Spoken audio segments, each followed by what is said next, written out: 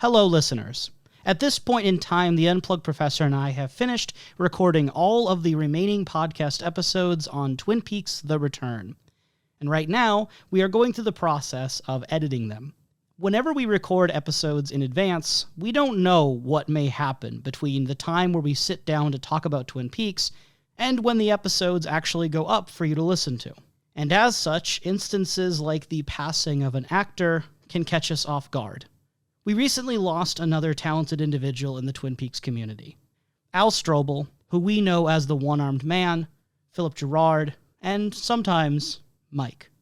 Al Strobel had always been a great performer.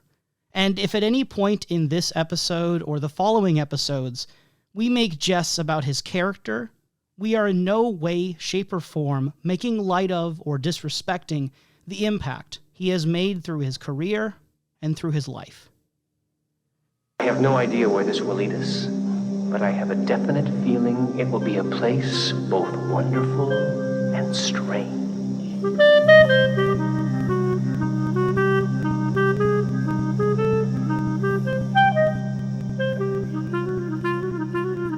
Hello, and welcome to the wonderful and strange Twin Peaks Logcast. I'm Kalil, and with me today is the green glove to my wrestling arm. Oh, gods.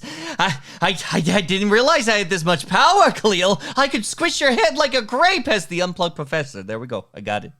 I win. Today we're talking about Twin Peaks: The Return, Part 13, also known as What Story Is That, Charlie? And Part 14, We Are Like the Dreamer. We are indeed like the dreamer because we can dream another dream, but who is truly dreaming? And I dream of a time where we are going to switch things up a little bit differently when it comes to the podcast. Myself and Kalil, we're discussing back and forth on the sort of like give and take on the tone of the podcast. And one of the big comparisons we've had is that we have a series of floodgates getting ready for like Kalil's full-on opinion on Twin Peaks, and I find it very exciting on some of those like positive and negatives, and I also find that there's a lot going on with things to be critique about The Return, and also my desire to talk about those criticisms in a larger, broader light. I really wanted to get more freeform into the podcast here so that we can really dive and dig into the nitty-gritty of The Return. It's become more and more in anticipation, mostly because a lot of The Return moves ever slowly. It is something that small pieces move in independent chunks across the episodes. So I really wanted to try something different, and Kalil has agreed to the term and has suggested this format for us to really kind of like claw into The Return at the moment. Like really like make some marks. So what this will mean is that we're going to be diving much more into general scope of how The Return has been so far. We will address certain key events that happened in these parts, but we're using our outline as more loose than usual, and this will involve me diving more into negatives, which I've been, again, withholding because I didn't want to, like, damper the professor's first-time experience, but he's actually asked me to instead confront him with it, so... It's something where it's a good spot, not necessarily halfway, a little bit past halfway. It's a little check-in, like a doctor's check-in, to see whether or not the growth is healthy or not. I think that if you're watching The Return for the first time and following along with us, by this point in the series, you may have started to form your opinion of The Return. Mm-hmm. And maybe you're still thinking through that because you haven't seen everything. That's totally valid. But I think this isn't a bad part to start talking about, hey, what's going on? Let's do a vibe check on The Return right now. With that being said, I would really appreciate if either in a comment on YouTube, an email to snakeeyedreams@gmail.com, or a Twitter tweet at snakeeyedreams1, that's the numeral 1, as in one weird experiment we're doing today. I'd be curious if you like this format more or less, if it even makes a difference for you. Mm-hmm. I'd be curious because we're trying something. I'm out of my comfort zone and it's scary. Let's go. So, general thoughts on parts 13 and 14, but also how The Return is going at this stage. These episodes are something that hit me a little bit harder than expected. There's not much that goes on, but when it does kind of move, or at the very least have a lack of movement, it does really stride. I think that not only does the Mr. C competition with the hand movements is just excellent again. I can never stop complimenting Kyle MacLachlan on this performance. It is intense and fantastic.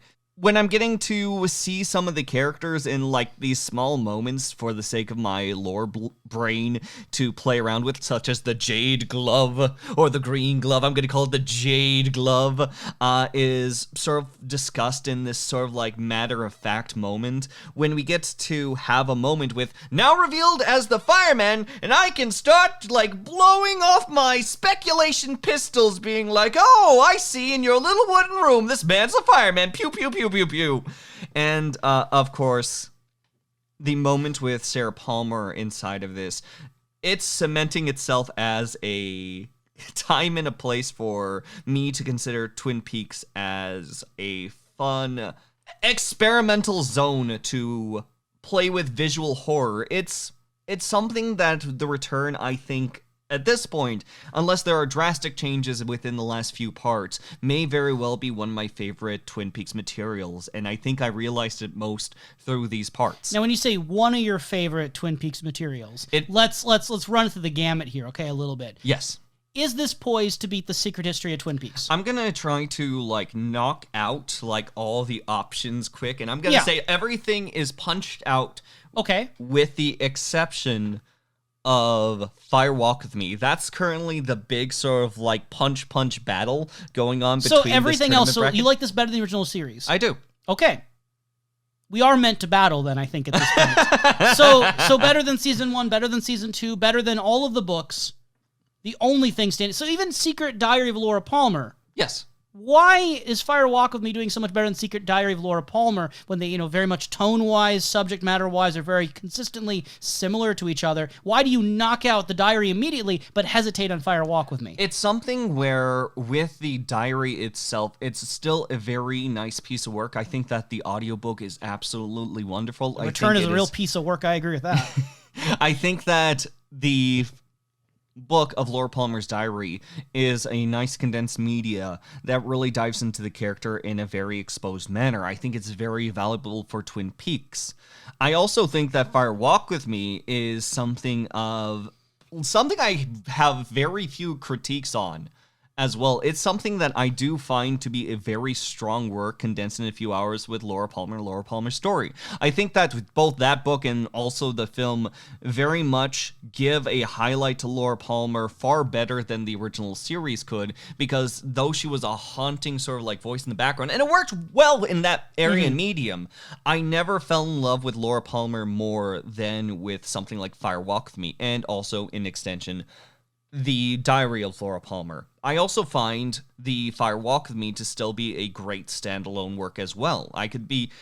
Though I do think that the other materials enhance it most certainly, I still think on its own, in absence and lieu of everything else, if you just had this small window into Laura Palmer's life, it still remains a heavily strong film. And it's something that I do adore for many bits of its cinematography as well as its areas of acting. I think that Ray Wise still continues to be one of the strongest actors that I've genuinely seen.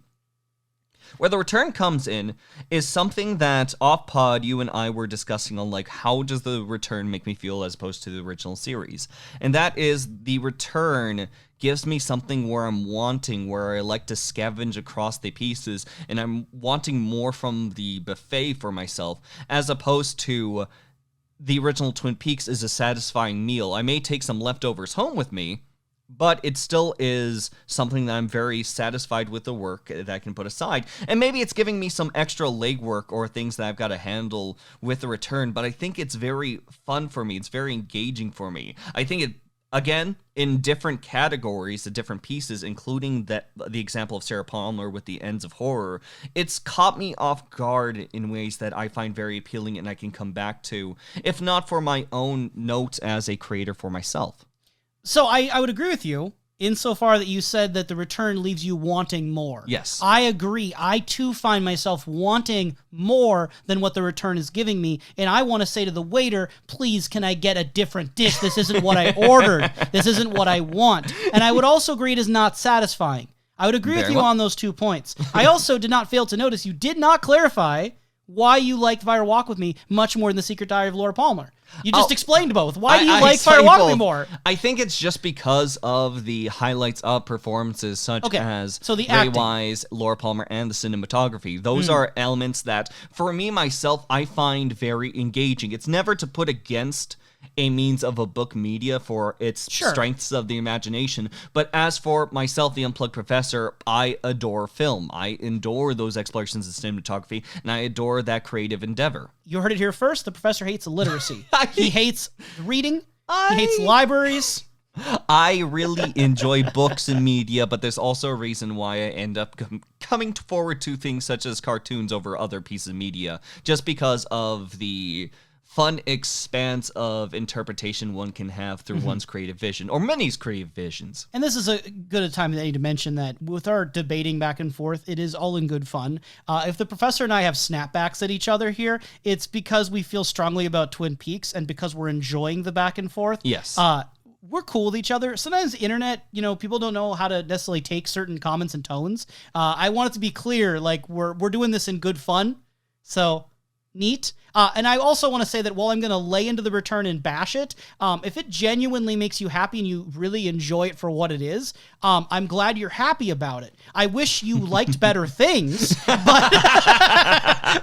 I'm happy you like it. I'm happy you like it. I'm not trying to take that away, but I think it's important. I really do. I think it's important in media discourse and fandom to allow diverging opinions. And there have been so many vocal opinions over the years that hate on season 2 of Twin Peaks that I think having more people who hate on The Return is only just fair. I think it's about time for this, fellas.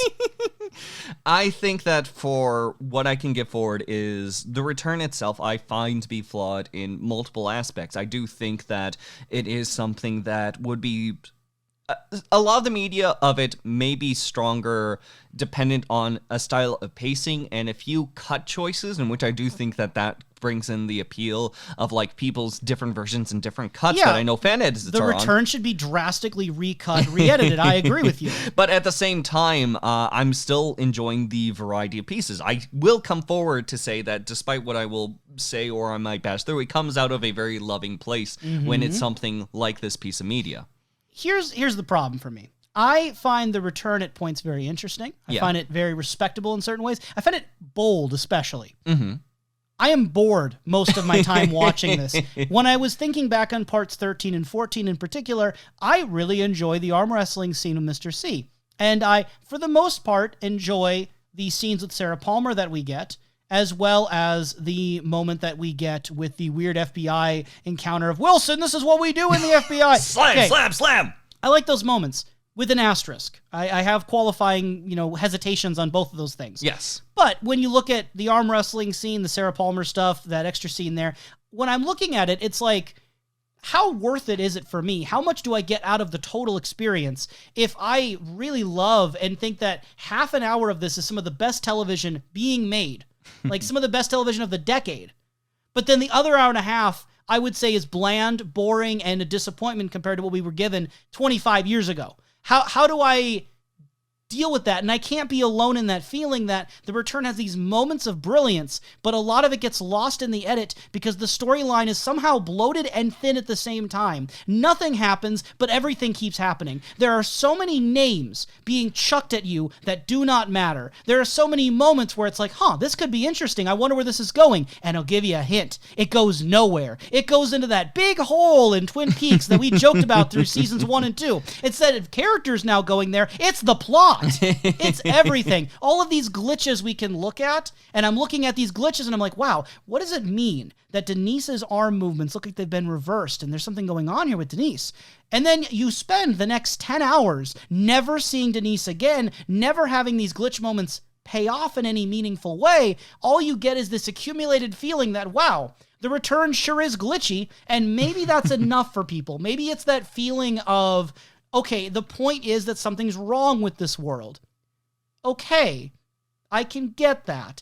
But I also see so many people try to scramble to understand everything and nitpick things, a lot of times in very good faith, and way smarter people than I am. But I genuinely believe at this time that The Return doesn't mean a whole lot. it's empty. I think that for like the glitch moments, it's something that it's very fun in groups. I think that it's something that when people acknowledge it, share it, and see it, because some of them are very difficult to find. One of my favorite moments inside of this, which is a lonely Ed sitting around making small little fires out of nearby pieces of paper and moving about. You can see that the movements aren't matching up with his reflection off in the distance. And I'm looking into that, like, that's very cool. I see some of the instances where people are glitching out and moving. For the most part, I think that a lot of it deals with if you throw enough seed around, the chickens will find their food. So in this case, David Lynch thinks the audience are chickens. No. Confirmed. Why don't you just go look up into the rain? Stare, gaping mouth open at the rain. If there's an issue with the foundation and there's these issues coming up that are inconsistent, it shows a shaky enough foundation. And with the plot point that's been brought up, or at the very least much more emphasized in these parts, of the idea of the dreamer, of who gets to wake up, and then going back into Fire Walk With Me's Philip Jeffries? Philip Jeffries, I'm right. And it's like, we live inside a dream, and we're asking who's the dreamer in this case. It's something of a new mindset to kind of like mold over and look into. And I find multiple mindsets to be one of the strengths of the return from that end. So that's where like the glitches are being fulfilling for me. I want to pick at the Ed glitch a bit right now. So, go for it. If you haven't seen this, it is legitimately very, very easy to miss depending on the lighting that you're watching this in and how much you're paying attention to reflections in glass. We had to literally watch it. I think it was like close to about 10 in the evening or midnight. Basically, it was like the sun had gone down. The sun had gone down in order to view it, because the second time that I tried to look through it, as the sun was in like the early cusp of like 8 to 10 in the morning, I'm looking at it like desperately like trying to angle myself. It's something that almost requires, or at the very least for my eyes, my aging eyes, for that like dawn to like So what this is, it's part 13 at the ending. Ed is sitting, eating his little cup of noodles from the double R to go, and he's over here looking at the glass reflection. There is a good video of this. It's an old one. It's from like 5 years ago, back when the return originally aired, and it's on the Twin Peaks Reddit from a user, Spartan048. I'm going to make sure that we link that in the description for YouTube, as well as the description for the sounder file, which goes out to all our podcast networks. If for whatever reason, where you're listening to this podcast, it doesn't have the link in there, just check YouTube if you were curious about it. Crossing my fingers the link stays up for years to come, because it's one of the best captures I've seen of the moment, with lighting and contrast that show it. And basically what's in this glitch is that while the physical Ed is like leaning forward, seeming interested in the reflection at first, it cuts to a shot where we're looking outside to his, gas farm on the outside, and right below where there's a sign talking about framing, very ironically perhaps, there is a reflection of Ed that doesn't match up with the movements of the real Ed, and at one point even like full on like glitch stops, and like there's a cup in his hand, I think, and then it like drops. Like it just moves very unnaturally. Like it kind of got like reversed or something. Not reversed, but like suddenly stopped and then reset or something. And there's a few different theories about this, whether it was intentional or not. I would say that it is so bizarre if it's not intentional, because there's the way that Ed like leans in. He looks like he's interested in what's going on outside. Like even without knowing there's something there, I think the framing sets you up to think there could be, because he like kind of tilts his head and like leans forward and squints his eyes a bit. And then the only thing we can see happening out there is that reflection. There's nothing else going on out there. And it's so weird of an error or a glitch to have if it wasn't on purpose. Yeah. I would call it a bad editing mistake if it's not on purpose. Maybe a mistake left in, but whatever the case is.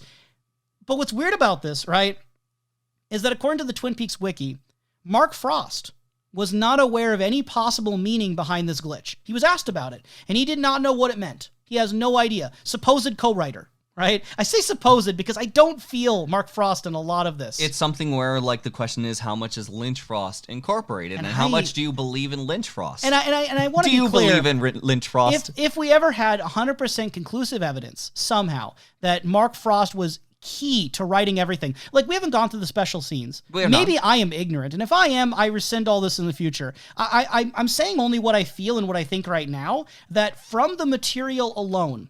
From going directly from The Secret History of Twin Peaks to The Return, looking at the way characters are written, like Tammy especially, looking at what I know of Mark Frost's writing styles, I don't feel it in The Return very much, outside of maybe moments with like the experiment or some of the like weird things with Part 8. Maybe I can see some overlap there. But when I look at like moments like this where Mark Frost frankly has no idea what the glitch is about, I wonder how many of these glitches were even in the script, how many of them were spur of the moment, how many of them, like, did David Lynch consult anyone or have anyone else going with him, or was this just him kind of doing his own thing? I don't know if we'll ever know that unless there's some special feature on it. It's going to be very fun, especially since you could say that the desire to play with reflections more could be something along the lines of, like, how things happened with Bob/Frank Silva in the reflection inside the room, and then that just became a fun tactic to sort of like play around with, like, what else can we do inside of this sort of realm?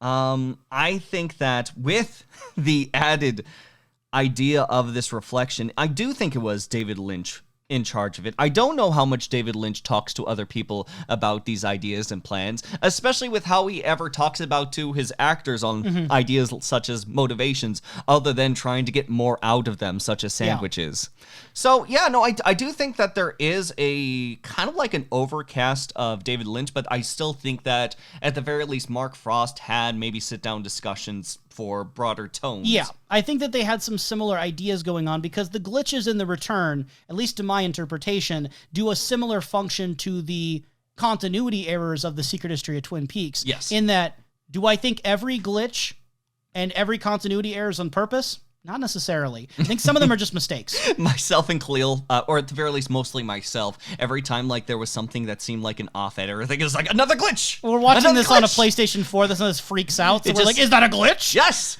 Oh, is it a glitch that now one of the parts won't go past this one portion and I forever can't see the smoking scene? So, it must be a glitch, David Lynch! He's carved into my Blu-ray! There's a reason why David Lynch almost rhymes with, is it a glitch? It's true. It's very true. I poke humor at it mostly because of how much I myself can see me falling into those rabbit holes of what is intentional and what is not. And I guess to the point of humor and parody. It reaches a certain point where I am feeling conflicted about the glitches and also the inconsistencies with the book. Very similar feeling is that I think the idea of using glitches and continuity errors to create a feeling of instability in what's going on, I think is compelling in itself. I think it's a cool idea, but it's the sheer amount of them that don't lead anywhere that it's like after a while I find them to be tacked on, or I find them to be kind of hollow. Like they're cool to think about in the moment, but I don't know what to do with them. That's where I kind of struggle. That's where I kind of have difficulty. And the glitches, again, I like the Ed glitch. I just don't know what to say about it beyond that was cool when it happened. I sure hope that goes anywhere, knowing that none of the other glitches before really have done anything beyond just, be weird. It's something where I'm kind of curious on the formats such as like a series going on through multiple parts and the odds and ends of a book is that it's untangible cracks in a vase that you cannot hold. You know that the cracks are there. You know that there's damaging inside of it, and you can speak about it vocally, but then what emotion versus like the holding the broken vase do you have? Like in a piece of art and work that you can visually see where the cracks are going through, you can say that like the mind reinterprets to this. At this point, it seems it's more so going for a function that at the very least where I'm sitting, I do not fully comprehend on the whys. Other than my current theory of the dream either being ruptured or someone who is the dreamer starting to wake up, if you will. Kind of like a hiccup inside the great Cthulhu great mind. And I think the why question and the so what kind of question are going to play into your mileage with these things. Both the glitches and also the continuity errors. We finished The Secret History of Twin Peaks and never got a big why to those continuity errors. And I don't think that The Return really seems to care much about The Secret History of Twin Peaks. I almost feel like if I was buying The Secret History of Twin Peaks with the goal of being kind of caught up before the new season starts, if I thought of the return of season 3, then I would be kind of like let down, to be honest, because the book does not prepare you for the return. The book feels like its own separate thing that David Lynch saw and said, wow, I'm not going to read that. And then completely or almost completely disregarded outside some small references maybe to like Lewis and Clark here, right? I think that's one thing that I'm very excited for, at the very least, talking more about this foundation and the rupturing of the foundation, going more into the dream thought. We've done this podcast for so long, Kalil. What I would find infinitely humorous to myself is the fact that, like, we have the idea of, like, the dreamer, what's inside of the dream. And I already put the idea of Laura Palmer being an eldritch figure. Yeah. Whether the person dead or is there someone alive, I'm almost kind of like hoping it can also be someone who happens to be dead or in a different realm, where it's like, yes, no, Laura Palmer was the great sleeping Cthulhu all along, Professor. You were correct from the beginning. See, and here's the problem, right? You can have fun with that. You can have fun with that.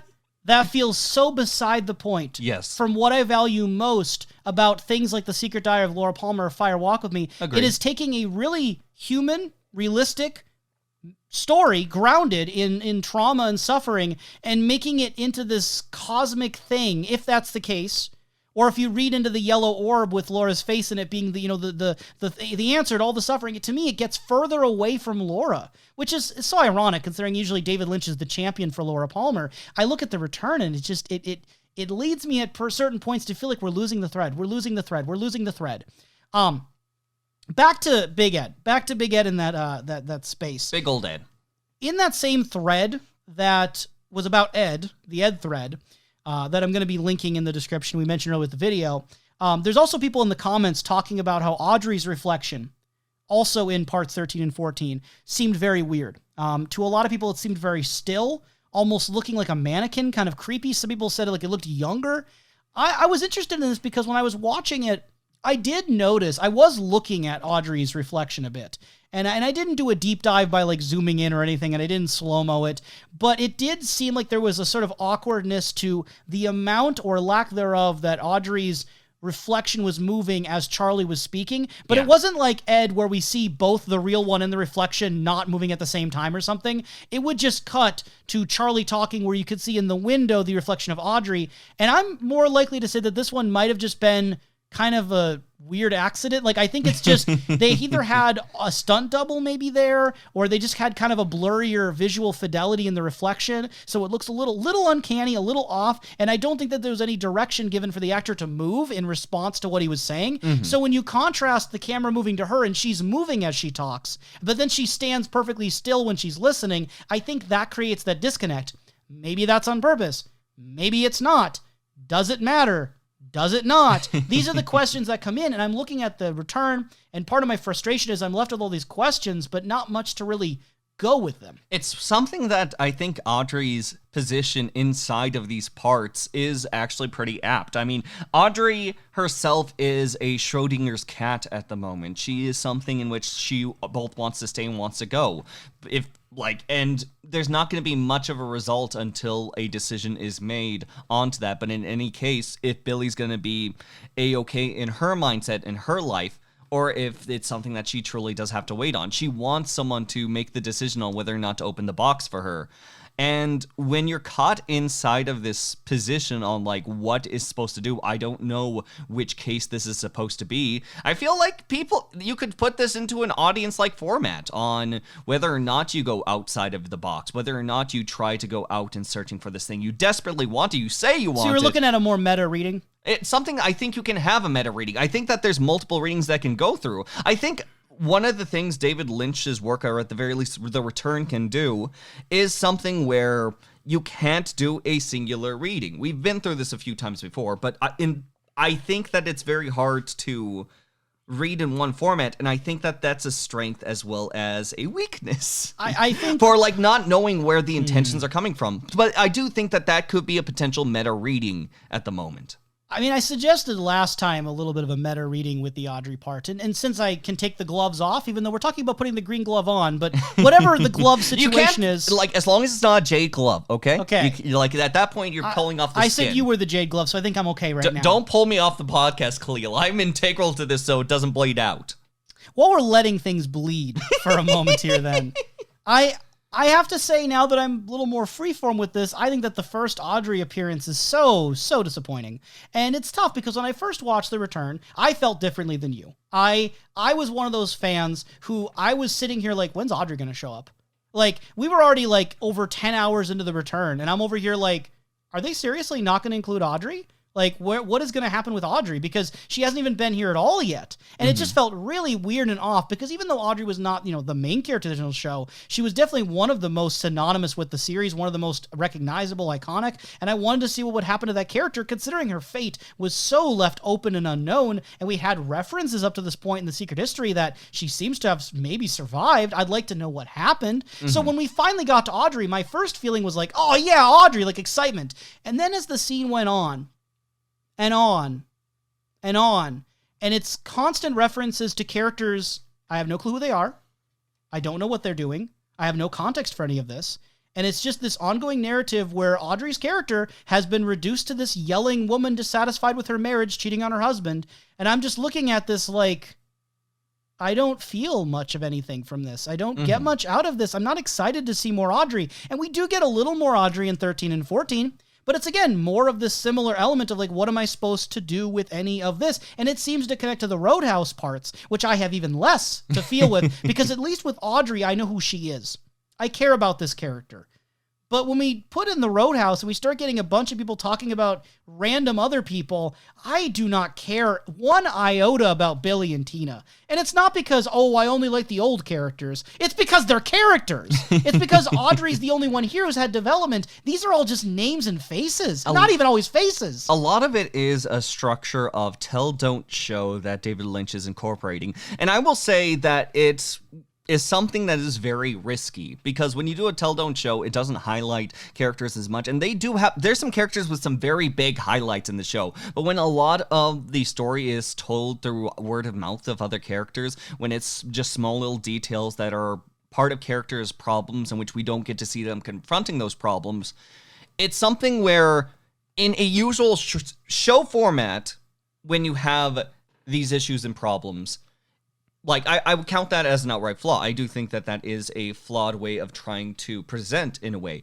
But from me, as someone who likes kind of like weaving in a sort of quilt in this situation, it has been a bit more fulfilling when I do get some of these details. That being the fact that apparently the person that she's looking for jumped a fence, like a clear 6-foot fence, dropped down, ran in, had a reaction that ended up being pools of blood spilling from his mouth to a woman that he was having an active affair with, one that Audrey is having issues with. And as I'm able to like kind of weave in these lives and then look at the man whose blood is spewing out of his mouth inside the jail cell at this time, looking at him is like, is that Billy? Like, it's very much a fun interactive media. Why do I care, though? Like, what's in it for me as a viewer to be interested in what happens to Billy? At this point, it's the question of whether or not I would almost call it an architectural I call it reading Wikipedia descriptions of a soap opera. Maybe. I want to just watch the show. Maybe. I don't want to be told what's happening in the background. And sometimes, like, having that portion of media is where like things can be engaging to disengaging. I, for myself, enjoy the fact that there's something that is out there for me to maybe craft Wikipedia pages on, to gather all these materials and put it together. But do I also recognize that as something where I could say, like, it would be much stronger if we actually saw these interactions, if we actually like took the time to see these characters moving and going about in a show don't tell, not a tell don't show. It's effective yet ineffective, mostly because of its dedication on being unabashedly itself as the return. Yeah, I mean, obviously these are intentional choices. Like, yes, all the ways that Lynch and Frost could have written this character arc for Audrey, I think this was a bold experiment that failed for me. Mm-hmm. I think that when you do something this unusual, this different, you risk the idea of an audience simply not being invested. And I like Audrey. I'd consider Audrey one of the most interesting characters in the show. I think that the unfortunate fact is that Audrey's character got a bit, misused and misrepresented in the second half, with her almost having a Bobby Love angle. I think she kind of got lost in the shuffle of Bobby and Ben Horn and then John Justice Wheeler. And again, it all is in the shadow of they really wanted to put Dale Cooper and Audrey together, or at least some people did. A lot of fans did, some of the creators, some of the actors. And when they didn't get Dale Cooper and Audrey, they just kind of shuffled Audrey away instead of actually commit to what could have been compelling angles. The Return represents a chance to do something with Audrey. The Return represents a chance to revisit this character and actually do something with this character. And what do we get? This. And I can't lie that this is disappointing to see. And it's like, I can almost find it interesting. You have that part where Charlie is like, do I need to end your story? I can't do a Charlie impersonation, but do I need to end your story too? And it's like, what does that mean? And then Audrey is like, what story is that, Charlie? Is it the story of the little girl who lived down the lane? And I want to start analyzing, what is the little girl who lived down the lane? What does that mean? Is it just like a nursery rhymey thing, or is there like an actual reason why she said that? And the cow jumped over the moon. Right, is that what it is? Does it mean something? And she says like, I feel like I'm somewhere else. I'm not sure who I am, but I'm not me. Charlie, help me. It's like Ghostwood here. And I'm like, Ghostwood? Did they build the prison? What's going on in Ghostwood? Why does it feel like Ghostwood? And these things are potentially interesting questions. If I had any faith they're going to show me anything. If I had any faith this is going anywhere. But all it is talking about things. All it is giving me the idea that something's wrong, but what is that doing beyond just telling me something's wrong? At this point, it is very much spreading the Legos onto the floor, I would say. And it is something... Watch where you step. Watch where you step. It's going to hurt some people, and it's going to entice some people. If I could make a better comparison, because I don't know how many times Legos comes into Twin Peaks, I do think it's like a pie. But it's the pies are never in Twin Peaks. I'm more with Legos in Twin Peaks, actually. But it's something where it's being prepared in a fashion that some will not agree with. You will be a businessman will come through and say, like, this is no efficient way of pies. But it's like, so the people around here seem to really enjoy the pies. It's not that efficient. And for some people, it's going to be that sense that when you break up the pie, either A, it's going to be way too crusty and not enough filling for them, or it's going to be a point where, like, yeah, I'm going to have to add some ice cream to this. This will not work on its own without it. So how would you describe the return as a pie for you? What kind of pie is it when you get it? I think that for the return, for me, is something that I do enjoy the pie, but it is something with extra crust, less filling. I do think that there is a lot of dryness, and I do think that there could be something in there, and the thought is inside my mind that, like, things could be shifted in this fashion, but it's something where I don't mind taking in my own efforts to, like, add on to it with that ice cream. If you were given a pie at, like, a restaurant or a bakery, and you have to go and literally add more filling because they underfilled their pie. That's why you add ice cream. You can't add more filling. Like, the pie is already baked. My point is, you get this underwhelming pie, and then you say, wow, that's a lot better than the filling pie I used to have before. It's way better than the pie that I really enjoyed. It's a bold choice. It's something that... Yeah, it's a bold choice to mess up your pie. You get another chance to try something cool with your pie, and you make something like this. You make something that is a new experience, and that for plenty of people, it is going to be, as you say, you have ruined my pie. What the hell? It is a challenging piece of work, and I want to reestablish, I'm not just saying, oh, the return needed to be exactly like the original show. No, I don't think that's the case at all. I think that you can do new things and be good. Case in point, the Mr. C plotline is one of my favorites, and that rarely intercepts with anything going on with anyone else. And we barely even could say that Mr. C is a character from the original, because other than being played by Kyle MacLachlan, this is not the same character as the doppelganger at the end of the season 2 finale. This is a totally different written character. Yes. And I find his storyline consistently interesting. I wish there was more Hutch and Chantal. I wish there was more of some of the things that were going on potentially with Ray and Daria. So I'm not even saying it has to be like the original show at all. I just want something good. And I don't think the return is good. And you want me to be relentless, Professor, I will tell you what I think and what I feel. By all means, thank you. But the unfortunate truth is that a lot of the return leaves me feeling nothing. And if I feel much, it's disappointment. And going back to the Roadhouse talk, this one was especially egregious to me.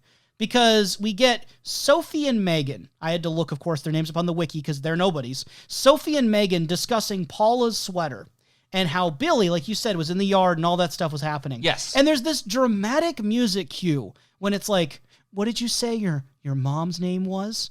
And then the friend was like, it's Tina. And then it's like, oh. And I just find that, I think I laughed when we watched it because I couldn't contain how bad that felt. Because I don't care. It with the music cue, it's like almost making it seem like this is a big deal. Yeah. But I'm like, I don't care if these characters I just met don't even know their names, that this random person's mom is named Tina, who I've only heard about briefly in the Audrey storyline. Why is that a big deal to me as a viewer? It's not. That's the spoiler answer. It's actually not.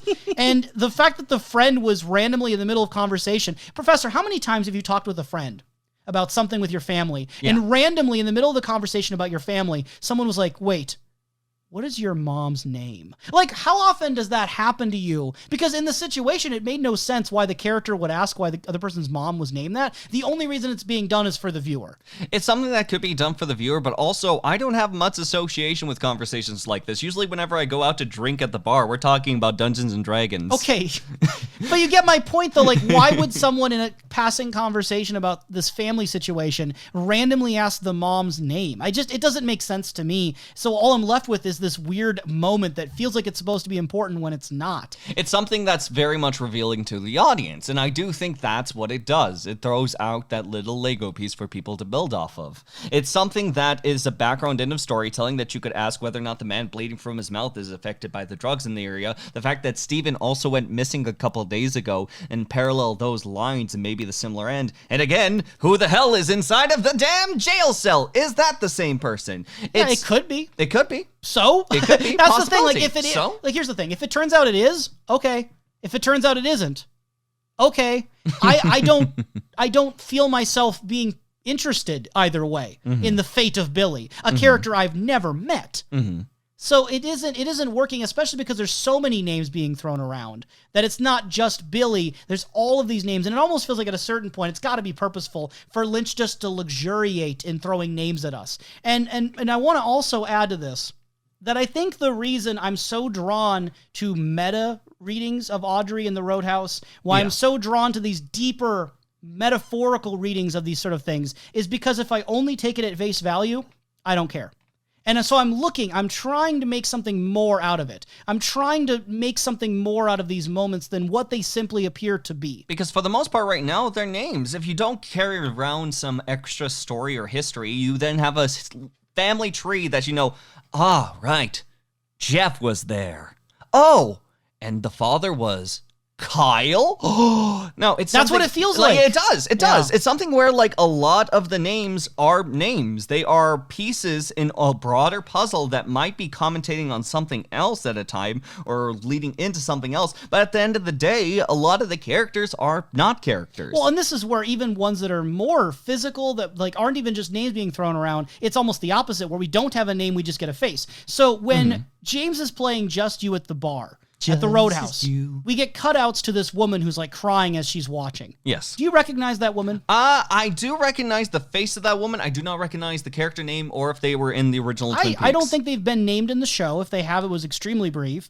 This is Renee, and she was previously in part 2 with Shelley and her mutual friend Hannah. Yes. Because she noticed that James Hurley was looking at her. Yes. So we're supposed to remember from about 11 hours ago a different scene. Yes. Where an unnamed character was involved by looking at someone and someone looking back at her. And that's supposed to do something for us 11 hours later? I don't know if it's supposed to do something for us other than potentially communicating something outwards. Mostly that there is an association. Something that you could either come back to retroactively if you decide to watch through The Return again. I already see the look on your face and whether or not you are very compelled for that. Renee's my favorite character in The Return. What are you talking about? I love Renee. I find her actually very relatable because when James started singing, that's how I reacted to James singing. It's James singing about this love song that apparently has been with him for so long, and you can make all sorts of commentary onto that, and also his discussion on a married woman that causes interest, and the fact that this very emotive song from the past show is like breaking out these emotions within her. It then kind of comes into question of whether or not, I know you've spoken on it before, that you find the Just You song to be a meme on David Lynch's end, including James has always been cool. Well, no, I think that the complimentary sandwich on her reacting emotionally also is the conclusion of that meme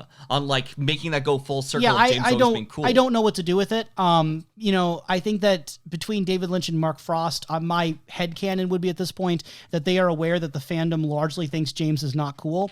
I recently showed Twin Peaks to someone who had never seen it before, and her reaction after asking about, what'd you think of the characters, she said 3 characters she liked and was interested in. Unfortunately, one of them was Harriet Hayward, who's never going to appear again. But the other one that she said she didn't like, she said, I really didn't like that Jason guy. And found out through a little bit of questioning that meant James. And I remember when we first watched the Twin Peaks, you also did not like James and didn't like Donna. And that lingers. And I feel like that was also my experience. A lot of people especially in, similar age demographic now, modern viewers don't seem to like James very much. And I don't think that was unknown to David Lynch and Mark Frost because of the way that the James is always cool line was lingered on, zoomed in on. I feel like that is a nudge, nudge. We know it's a meme now.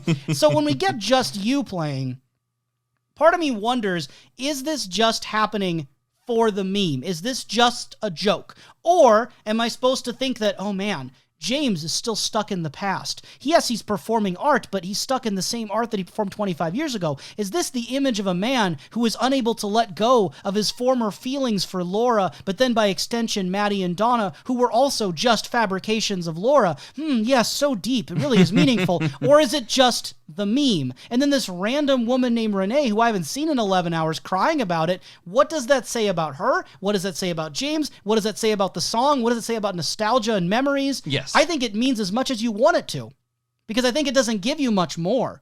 If you want to take it and run with it, you can run. Yes. But I feel like I'm running nowhere. It's something that is filled with absolute speculation, where I can't believe in the one viewing. It's something where I have a hard time with. And it also makes it very enticing to hear other people on. I think that the return, for its strength, can have someone going wild in a Reddit thread, like video analysis, or go crazy on a small, minute detail, and then branch that out further. I think that the return is welcoming for that. And I think that that is something that, at the very least in this age of the internet, is something very appealing. You see speculation videos everywhere about small little breadcrumbs. It just so happens to be, this is 18 hours of breadcrumbs. The breadcrumbs are the size of the loaf that Ben ate in that episode in season 2 or 1. Yeah, that's how big the breadcrumbs are. In any case, it still is something that I'm finding very welcoming, especially when it comes to something such as James. I think the biggest benefit you can give James is twofold things.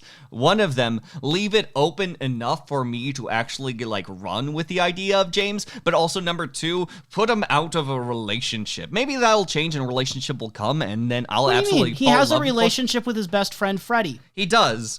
But you know what type of relationship I'm talking about. And I think that relation with Freddie is actually one of my favorite James moments. I'm actually liking James in the return here, where he's sitting down as a little bit of a security officer, maybe full-on police officer. I see a badge, but I see security it says Great Northern Security on Great Northern Security, yes. So there's security officers inside of the Great Northern, and they're sitting down. And James is just having some mild banter and having for one, him putting off the question of perspective when it comes to, the youngness of his friends being...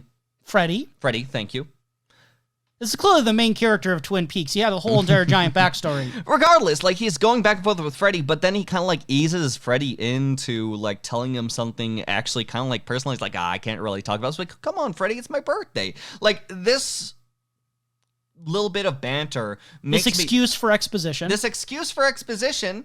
is something where I am convinced, as myself the viewer, that these guys are pretty buddy-buddy. They are enough that they are willing to have this small bit of discussion simply because in the jovial sense of it's my birthday is something that has done far more for me than James getting upset inside of a room, punching a lamp and then walking out. I actually have enough here that I can probably play with some banter and get a little bit more inspired from his performance. I think he does well with here when I have less to work with off of him, because James himself I find to be a heavily flawed character inside of Twin Peaks in general. So I have questions and comments to bring up with the Monica Bellucci dream that David Lynch has, but I will give credit where credit is due, that I think the editing during that particular moment, what it would do is that, or what I say Lynch would do, is he would cut between Gordon Cole talking to Albert and Tammy. I think, was Diane wasn't in the room at that time, I don't think. No, I think Diane was. Okay, so whoever, he was talking to the task force, we'll say. And then it cuts between him talking to them and then also to the dream itself, which then, of course, goes into the memory from Fire Walk with Me of Philip Jeffries. And it does this cutting back and forth thing where Gordon Cole is narrating the story, but it's willing to show us imagery related to the story. It's something where it is the association we've been looking through the return, or at the very least I've been looking through the return, in which a flashback would be helpful. It's actually seeing something rather than just a conversation we're sitting through. Between the black and white portion of like playing with these flashbacks, and also the fact that what I can see through David Lynch and what he's able to accomplish through Sarah Palmer's face later on, like I do think that there could have been, if the budget allowed, for these flashback moments or when people look back and are talking about this to be a fun, exciting form of potential either A, mixed media, or B, play with cinematography a little bit. You didn't have the portions with him going out to lunch in the middle of Paris before, and you decided to put in a black and white tone while we are also fed through the past information in a similar format, piece by piece, that the atmosphere was put through. Right. And I do think that's what a lot was missing beforehand. I'm glad that we got the morsel now, but it also leaves me thinking to myself, it's like, why here? Why now? Well, this part seems to be particularly important. We can dissect it. But I want to bring it up mostly to say how boring the conversation with Freddy is by comparison, and how boring almost every other conversation about a past event is as a result. Understandably, if it's Bobby talking about something he would do with his dad years ago, if you were to shoot that, you would need to have a new child actor for Bobby and a younger actor to portray the younger Garland Briggs. I could see some hesitance to recast Garland Briggs in particular. It could be done. I'm not saying it's a bad idea. I think that there are fan films that recast younger versions of actors all the time. So I think that could work. But if you're not going to do it for that scene, I get it. But for the Freddy one, right, there's no reason you couldn't do this, because most of the encounters that Freddy's talking about take place just in a store and then like punching some guy. You can do that. Now, I don't want it to be exactly the same thing we just saw with Gordon Cole. I don't want it to be the exact same type of editing. But my point is, if you can do something for Gordon Cole with his memory and with that moment, I think sitting with just looking at Freddy as he's talking with James is a way more visually boring and less interesting way of using the film medium to communicate ideas and mood. And, you could say, well, this is less important than the whole dream thing. Well, then cut it out. Then actually cut Freddy out. Because I'm sitting through this long exposition about this character who I only met briefly. I don't even know if he had any lines. Early into like part 2, I think it was in the Roadhouse. We met this guy as being the guy with a green glove that I pointed out to you just to plant a seed, because I knew this guy's going to pay off 11 hours later. And for how little we know of this guy, getting this giant backstory on him, if it matters at all, then do something with it. To put out a reference from beforehand, like through our podcast, there's so many series, like you do mention that, like, why even incorporate this all, cut it out. I would say that I haven't seen the end, but from what has been followed up in the past, all the way up to about this 14th hour, it's been a while, I'll give it that, but also put a pin in it. Put a pin in it. Yeah. Put in a pin in it. There's a lot of pins on this board. If we could sum it up, it's the aspect of like continually putting a pin in things in the podcast. So as someone who's experienced putting a pin in it all the way into the returns end, I'm already kind of inside that little mindset of like, eventually this could do something. So, or it's something that I can have just as a small little note off to the side for myself. My question, as someone who likes The Return, as someone who's ready to say it is either their favorite thing about all Twin Peaks media, yes, or it is their second, yes, or tied. Yes.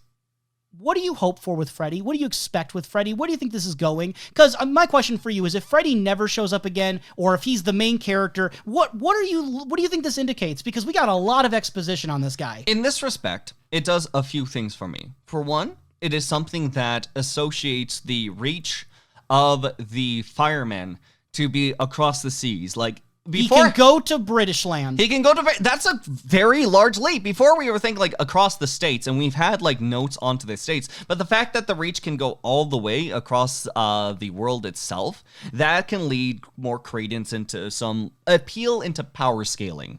It is something where, when it's coming to this independent case, the continued association of green, that is something that could draw more into it. It's these small little pieces, again, breadcrumbs, that I'm gathering up until I can refold it into a new piece of bread. They're the mushy bits of dough, which I don't even know if it's original shape, and I find that appealing for myself. If nothing happens towards it, I'm also fine. If something is to happen inside the future, my mind has a hard time working in that respect, such as the train that I've mentioned before. So, the TLDR version, what are you looking for with Freddy? In the TLDR version, again, this is what I'm getting at. It's like inside of a train. My destination itself instead is unknown. I don't know what's beyond, and I'm not looking out for anything with Freddy. I'm only using aspects that I'm getting from Freddy for what would be associating my own goals with. And that is continuing to gather little bits of information here and there. So not you're to mention, a little... it's a question of whether or not, like, him being called into here, asked for this jade glove, maybe there'll be something to be given for that pincer grip. Why else would the fireman say he's here? But... I'm just saying, you sound like you're one of those fish at the bottom of the ocean, like just eating little bacteria and planktons to sustain themselves. I'm not sustaining myself. I'm thriving with myself, thank you. You're love eating all the planktons. Those fucking planktons, they'll never see it coming. You said you were left wanting more, though, so I question. I do, and I'm thriving in that want. I think that there is something to say... Thriving in that want? Yeah, I think that you can thrive in want. I think you can thrive through craving. I think that you can engage in something that is constantly like you trying to grasp at things. And I do think that there's plenty of places that will fail for. I think there will be many people that will fail for.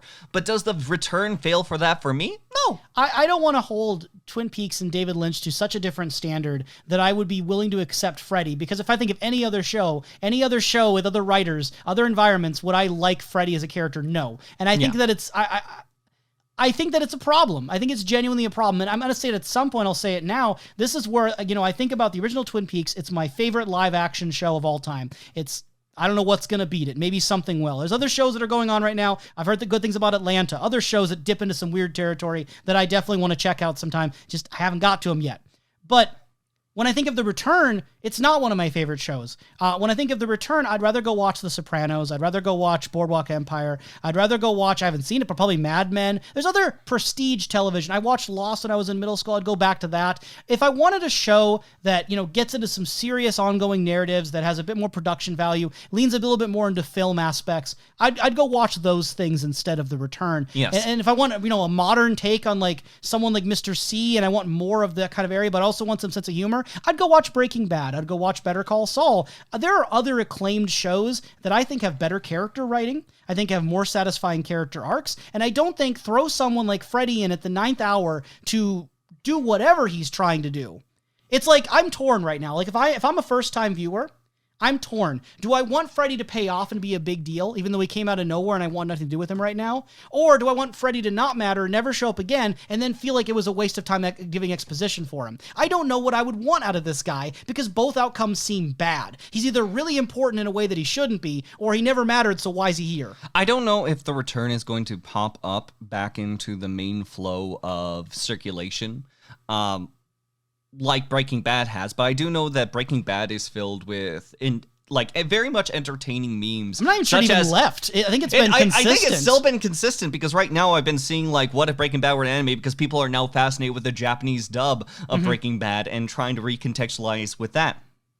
I won't lie in the respects that a lot of the reference material or things that I find in the sense of humor in the common meta are from people who have referenced something that's largely the original Twin Peaks, or something that started from the original Twin Peaks. And even from that extension, I do think that Fire Walk With Me is still one of the strongest pieces of media out there. I don't see it as referenced as much, or compelled, or brought up as much. And I don't know if The Return is going to be in that field, but it's probably going to make strides for certain people that it's going to work out for. What's it going to look like in about 10, 15 years? I think that that's the most important thing I'm kind of holding and clutching onto, because I have this innate curiosity if there might be a reversal. I think that, again, I love The Return.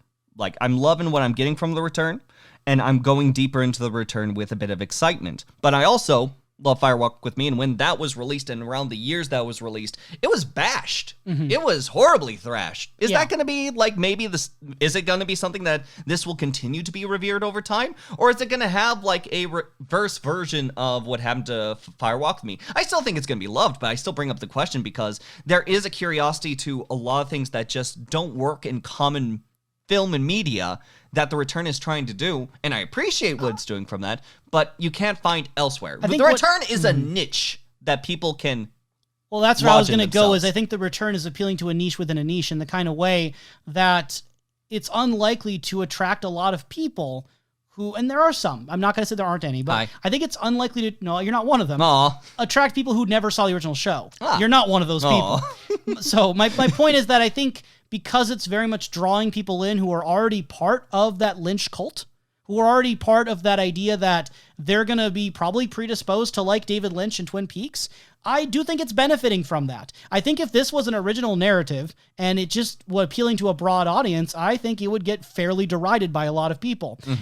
And maybe unfairly too. I think it's just so weird and out there to a lot of people they wouldn't want anything to do with it. I think that if someone was jumping into The Return who hadn't either seen Twin Peaks before or they had only seen it like 25 years ago when they were younger and they just jump into The Return, I think the majority of those people would drop off pretty quick. I think they would get to the 2-part premiere and I think a lot of them would drop off. Now, that being said, if you're listening to this and you were someone who's in that category, you either never saw Twin Peaks before or it had been years and you love The Return, that's great. I'm not doubting you exist. I just think that that's less likely. I think that that's kind of an unusual outcome. And I feel like it's because it's a show that's going to alienate a lot of people. And I think, again, fairly, I don't think it's that good. And that's part of the problem is I think it's bold. I think it's experimental. I think it's got some interesting ideas. I respect that it's not pandering. But is it as good as other shows I could be spending 18 hours with? Not really. There are other shows I'd rather watch if I want to watch some prestige television or film-like television or weird television. I would go for other things at this point. And that is completely fair. Like, it is something that is very polarizing. It's just that it's fun to explore the North Pole versus the South Pole on this.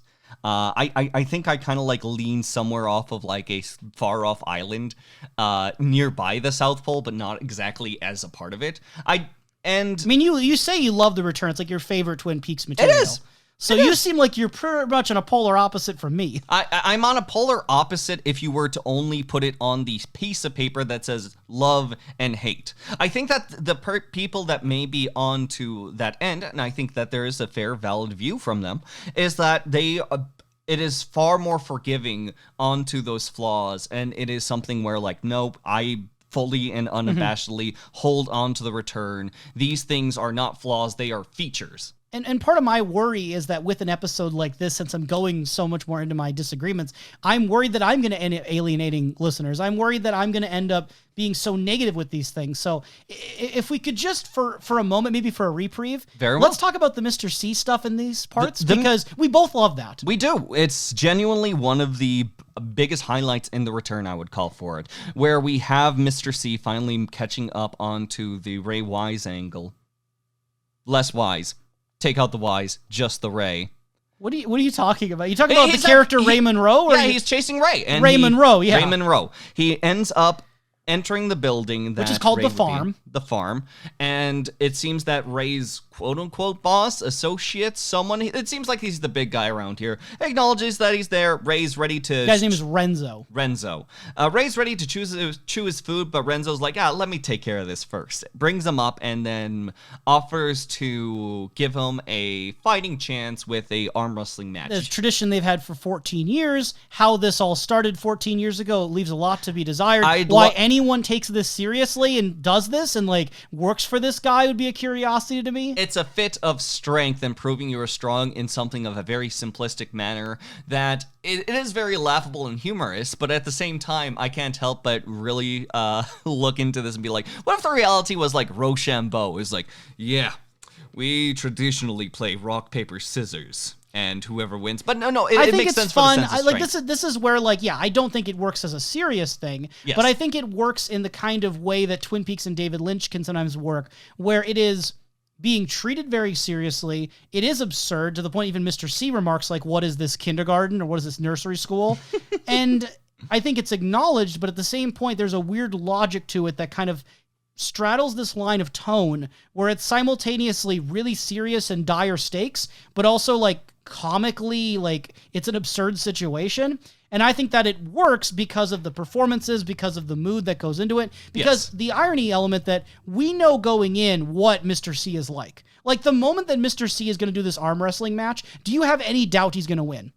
Oh, no doubt. Like he's going to demolish this man. It's almost kind of like laughable in the moment of being like, oh wait, what if Mr. C Because the lackey of Renzo in the last few hours of Renzo. It would be just too out there. Unless, he'd want him to win for one reason or another. It's all he wants. Mr. C is in the control seat and chooses whether or not he loses. But what I think is then interesting is that you and I both go in expecting, Mr. C is going to demolish this man. What I don't think is necessarily as obvious, what I think is harder to predict, is the way in which he's going to toy with him first. Yes. The way in which, Mr. C could immediately just dunk that man's arm down, snap his arm in half, and then punch him out in 5 seconds. Yes. Less than. But instead, he chooses to let the guy, go almost bring him down just to see, test the man. What is the most this man can do? How strong is he first? And he says let's return to starting positions. Starting positions feel a lot more comfortable. The whole time keeping the same tone of voice, strain, zero strain as this man is sweating on the other side. And great physical character acting from both parties because one of them has to act like they're in complete control despite showing no strain, and the other one has to be all strain, zero control, which is very hard, I think, to communicate. It's all about the chewing in the act of this meal. Yeah. Because the audience is doing so much too. The audience is doing a lot. I think that this is something where this could have been over with a long time ago. We could go into it, but it's this slower pace and the fact that you keep Mr. C in that sense of control that all the buildup pays off here. And this is, to me, when the return works the best for me a lot of times, is when it's simultaneously very fun to watch in the moment, so I don't feel like it needs to have something else to be worthwhile. It just is fun. I enjoy watching the performances. I enjoy watching the scene. It doesn't even matter what it's doing. I get you. But then also, I think it is actually advancing characterization for Mr. C, and it's also characterizing the world that Ray lived in. The little we get of Ray, this is something. But then also, on top of that, it does work as a metaphor. It does work with some deeper diving, because this whole returning to starting position idea, you can read into that. Mm-hmm. You can go, okay, wait a second. What does it mean to return to starting position if we look at that as a bigger concept? Well, we know that there's this whole entire idea of returning home in the return. Mm-hmm. There's all this idea of going back to where things started, going back to the town of Twin Peaks, per se. But for Mr. C, he doesn't want to go back home. He wants to continue to linger in this moment that he's in. He wants to continue to where it's comfortable for him. And they're like, oh, it's kind of interesting. There's something you can do with that. But I don't find I have to read it that way because I just enjoy watching it as well. Mm-hmm. That is, to me, when the stars align and I'm enjoying the return, everything feels accounted for here. Mr. C continues to move at his own momentum, and that's why he's the biggest appeal in the return, or at least one of the largest. Yes. And also, I remember reading some commentary of someone trying to argue that the way that the arm wrestling match and return to starting positions, it could be like the arm of a clock. And the idea of time being returning and freezing in time. And I'm like, that actually really works for the overarching themes of the return so far. The idea of he wants to freeze time and remain where he is. Yes. That is interesting. That is compelling, but it's not needed. Whereas I look at something like the Audrey stuff, and I don't enjoy it in the moment. If this Audrey stuff doesn't go anywhere, doesn't mean anything, if I can't read into it in some way, all I'm left with is Charlie, Audrey, and then a bunch of names of people. I find that really uninteresting to watch. And I'll put this to you. Hi. Unfair question. Would you not agree with me that you enjoy watching the arm wrestling scene more than listening to Audrey and Charlie talk? No, I agree. I think that one of the flaws that I had with the prior part that we had a podcast on, what was that, part 12? We've had podcasts on all of the return.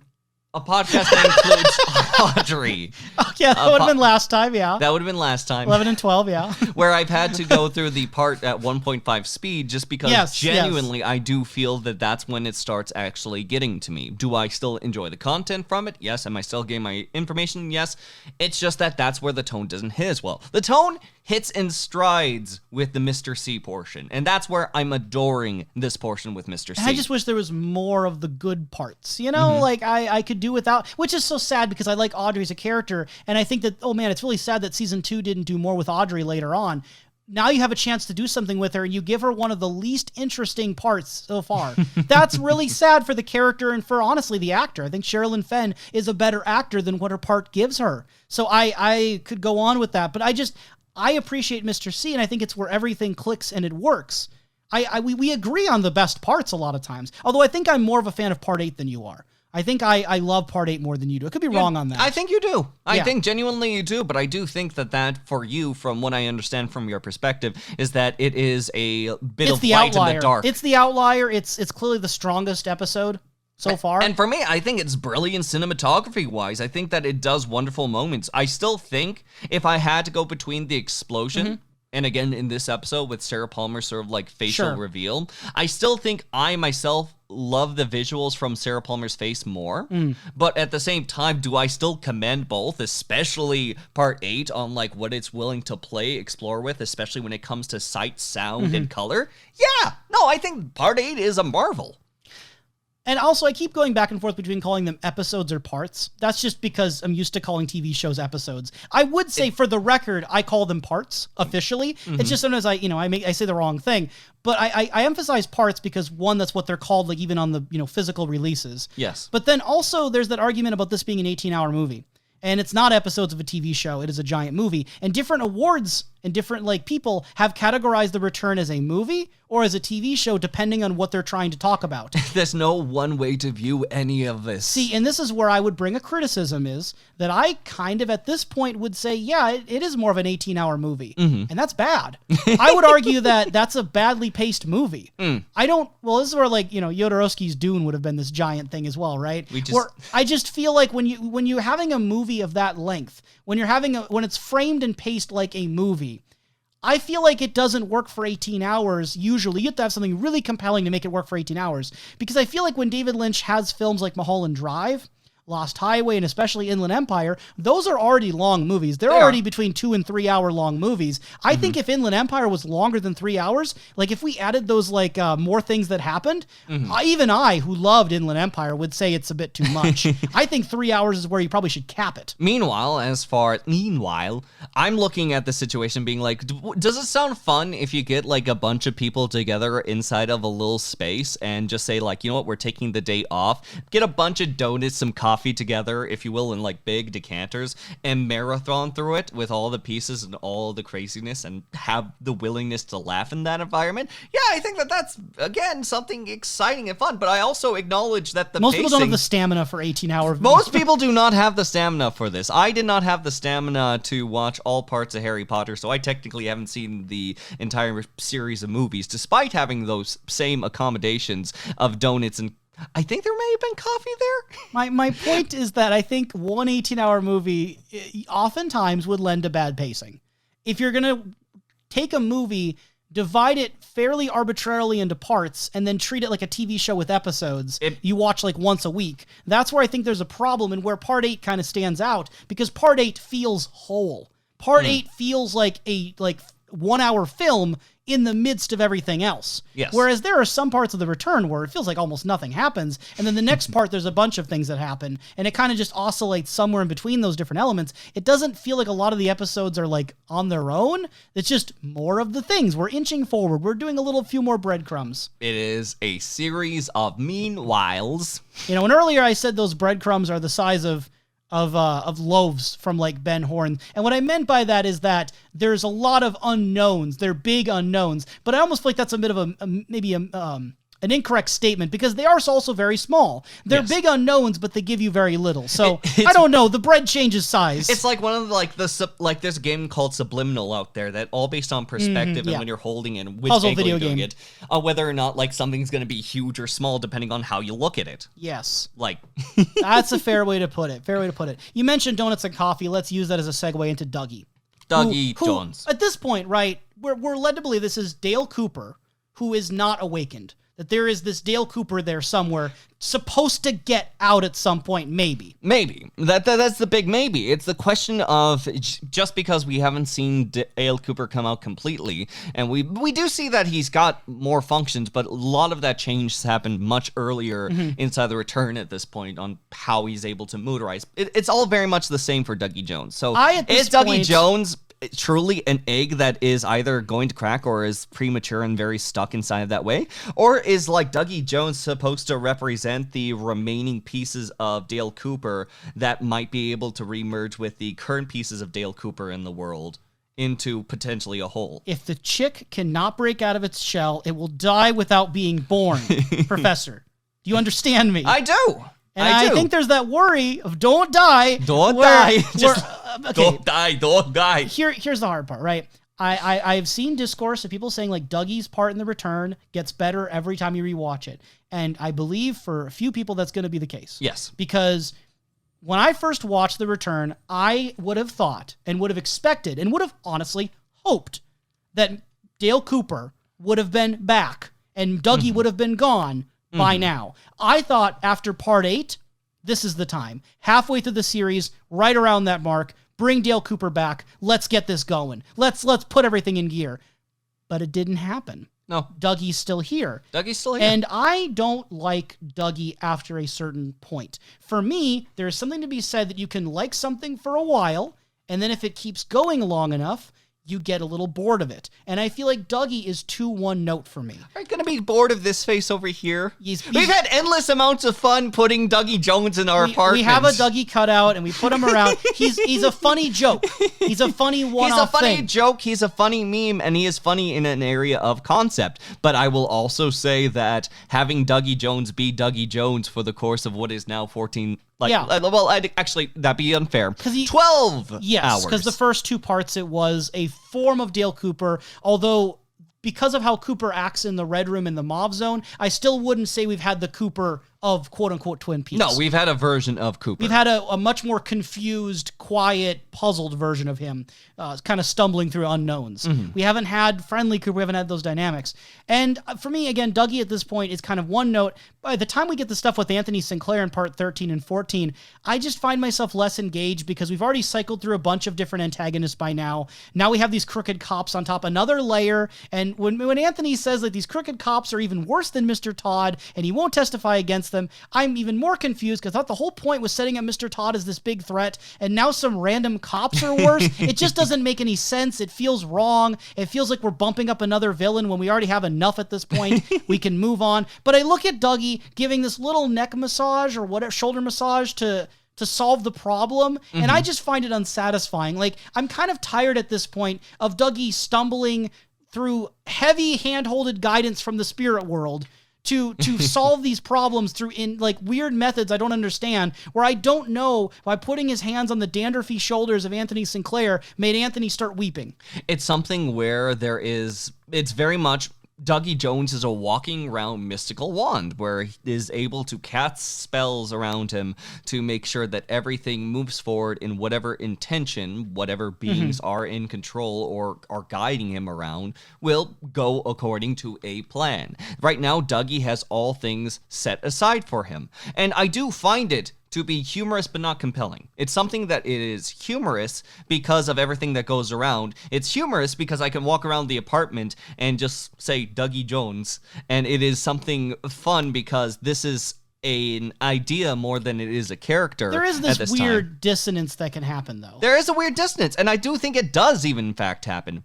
But I say that with the knowledge that Dougie Jones is almost just a plot device. It's a plot device more than a character. Yes. It is something that is moving around different ideas. I think that, say, for example, Anthony being compelled and moved in the same fashion that Jackpot Lady did, but more so leaning into the guild, shows not only the lack of spine and willingness to break under it, which mild dapplings happened more in this episode than the entirety of the time with Anthony in The Return. You could argue a little bit with the face-to-face with Mr. Todd, but not as much as now. And it was something that broke the camel's back. But I think that that's where he comes in as that plot device. I think that having the crooked cops and recognition of the crooked cops are more so to say that it's an infrastructural problem that no one wants to deal with, because at the end of the day, it's not going to be solved just by like blaming things or putting forward words aside.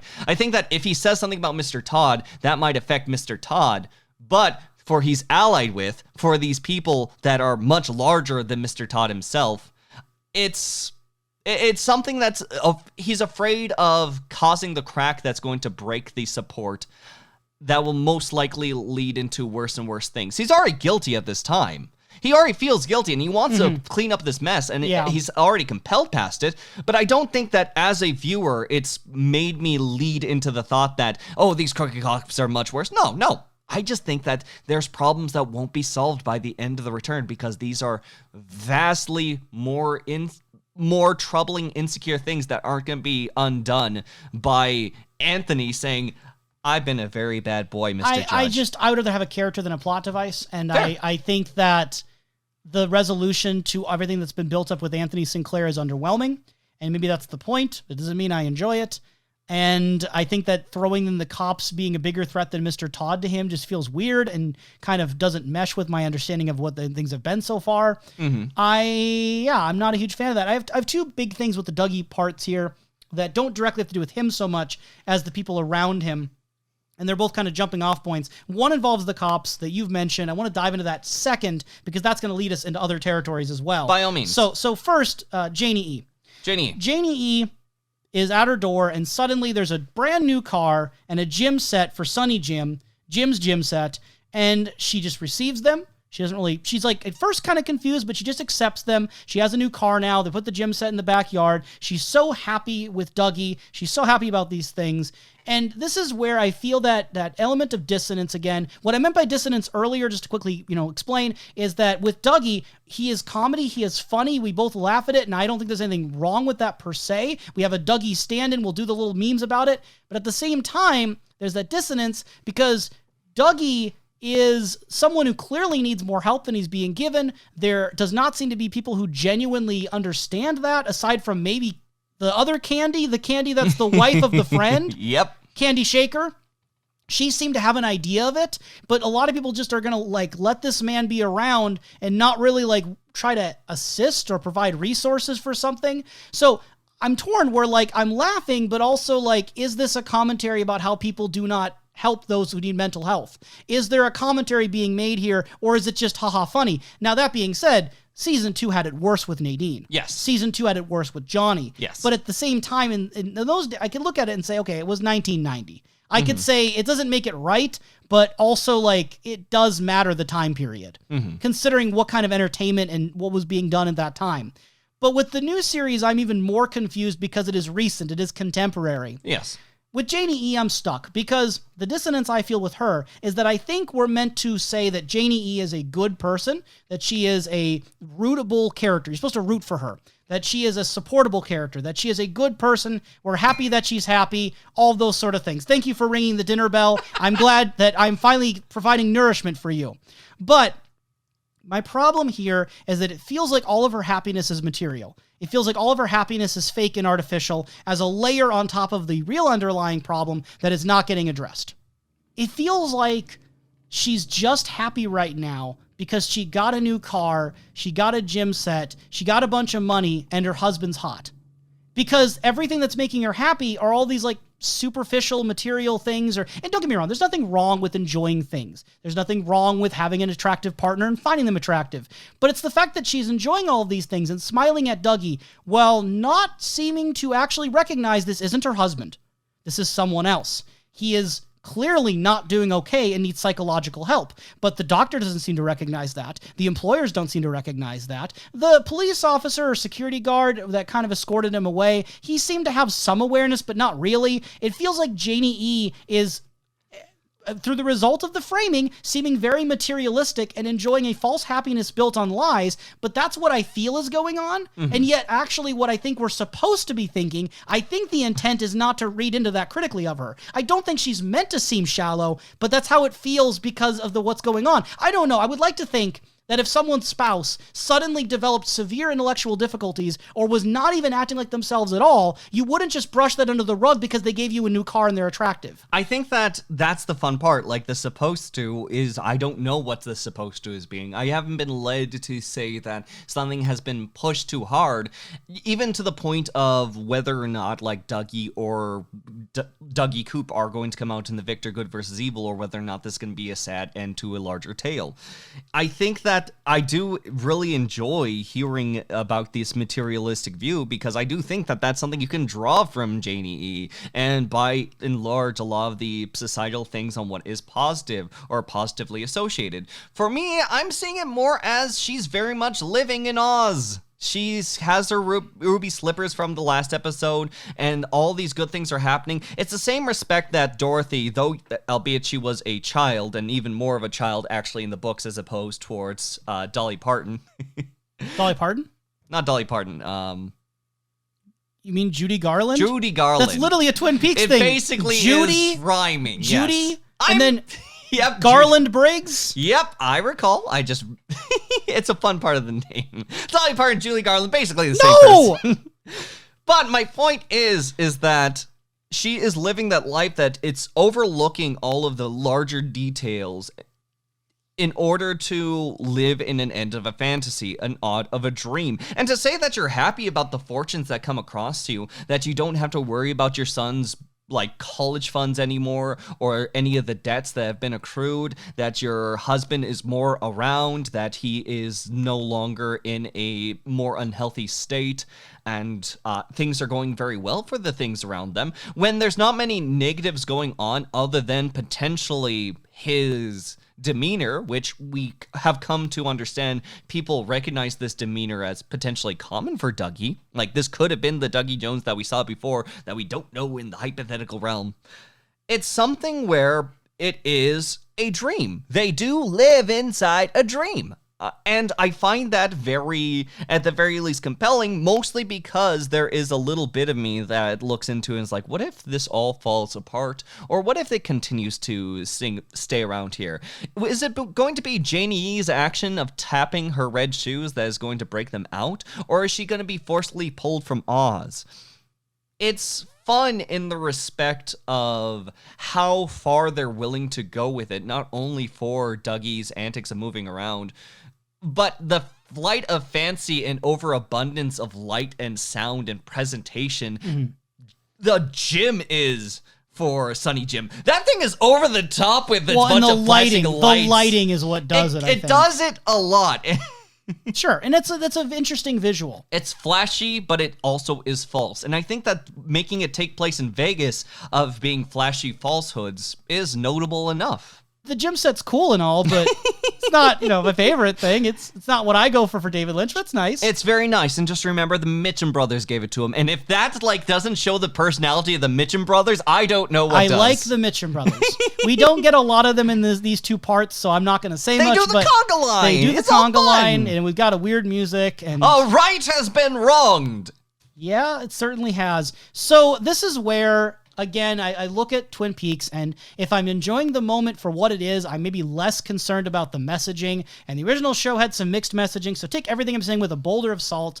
But I do find myself skeptical of what the point, messaging, ideas, and maybe even politics of the return really are when these criminal casino lords are generally seen as good signs.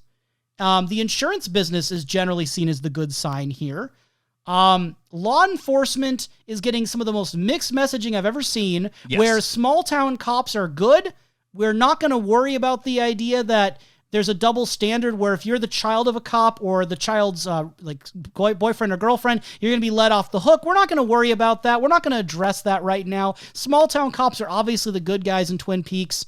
Just Chad's a bad egg. Nothing systemic. Obviously no systemic problems. None at all.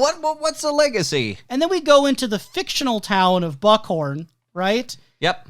Also fictional. They seem to be okay. They're fine. If we've seen the Twin Peaks like the two mountains, what is the Buckhorn? I don't even care at this point. But where my mind goes to confused places is what we get of Detectives Fusco. In this particular section, where they get their fingerprint report, they immediately dismiss it because clearly this Dougie Jones guy's not a former FBI agent, and clearly he didn't just recently escape from a South Dakota prison. Gotta be some error. They just rip it up, they discard it. So they're not good cops when it comes to the sense of following weird logic of Twin Peaks. They clearly are throwing away evidence that would actually lead them to understanding. But how could it be possible? Because he broke out of prison a few days ago when he's already here. So they don't follow up with it. They crumble just it up, throw it away. And understandably, it does sound like nonsense. I would just expect them to follow through with more of what's the error? Why is it doing this? Anyway, That's not what I'm talking about when I say the bad cop angle. I'm talking about the fact that The Return was made in 2016, released in 2017, and already in the United States, where this was made, where this is primarily being viewed, we have had a lot of conversations about police brutality and about structural elements with the police. This would accelerate past 2017, but it was already in the culture enough that I feel like Twin Peaks, for how much it focuses on law enforcement,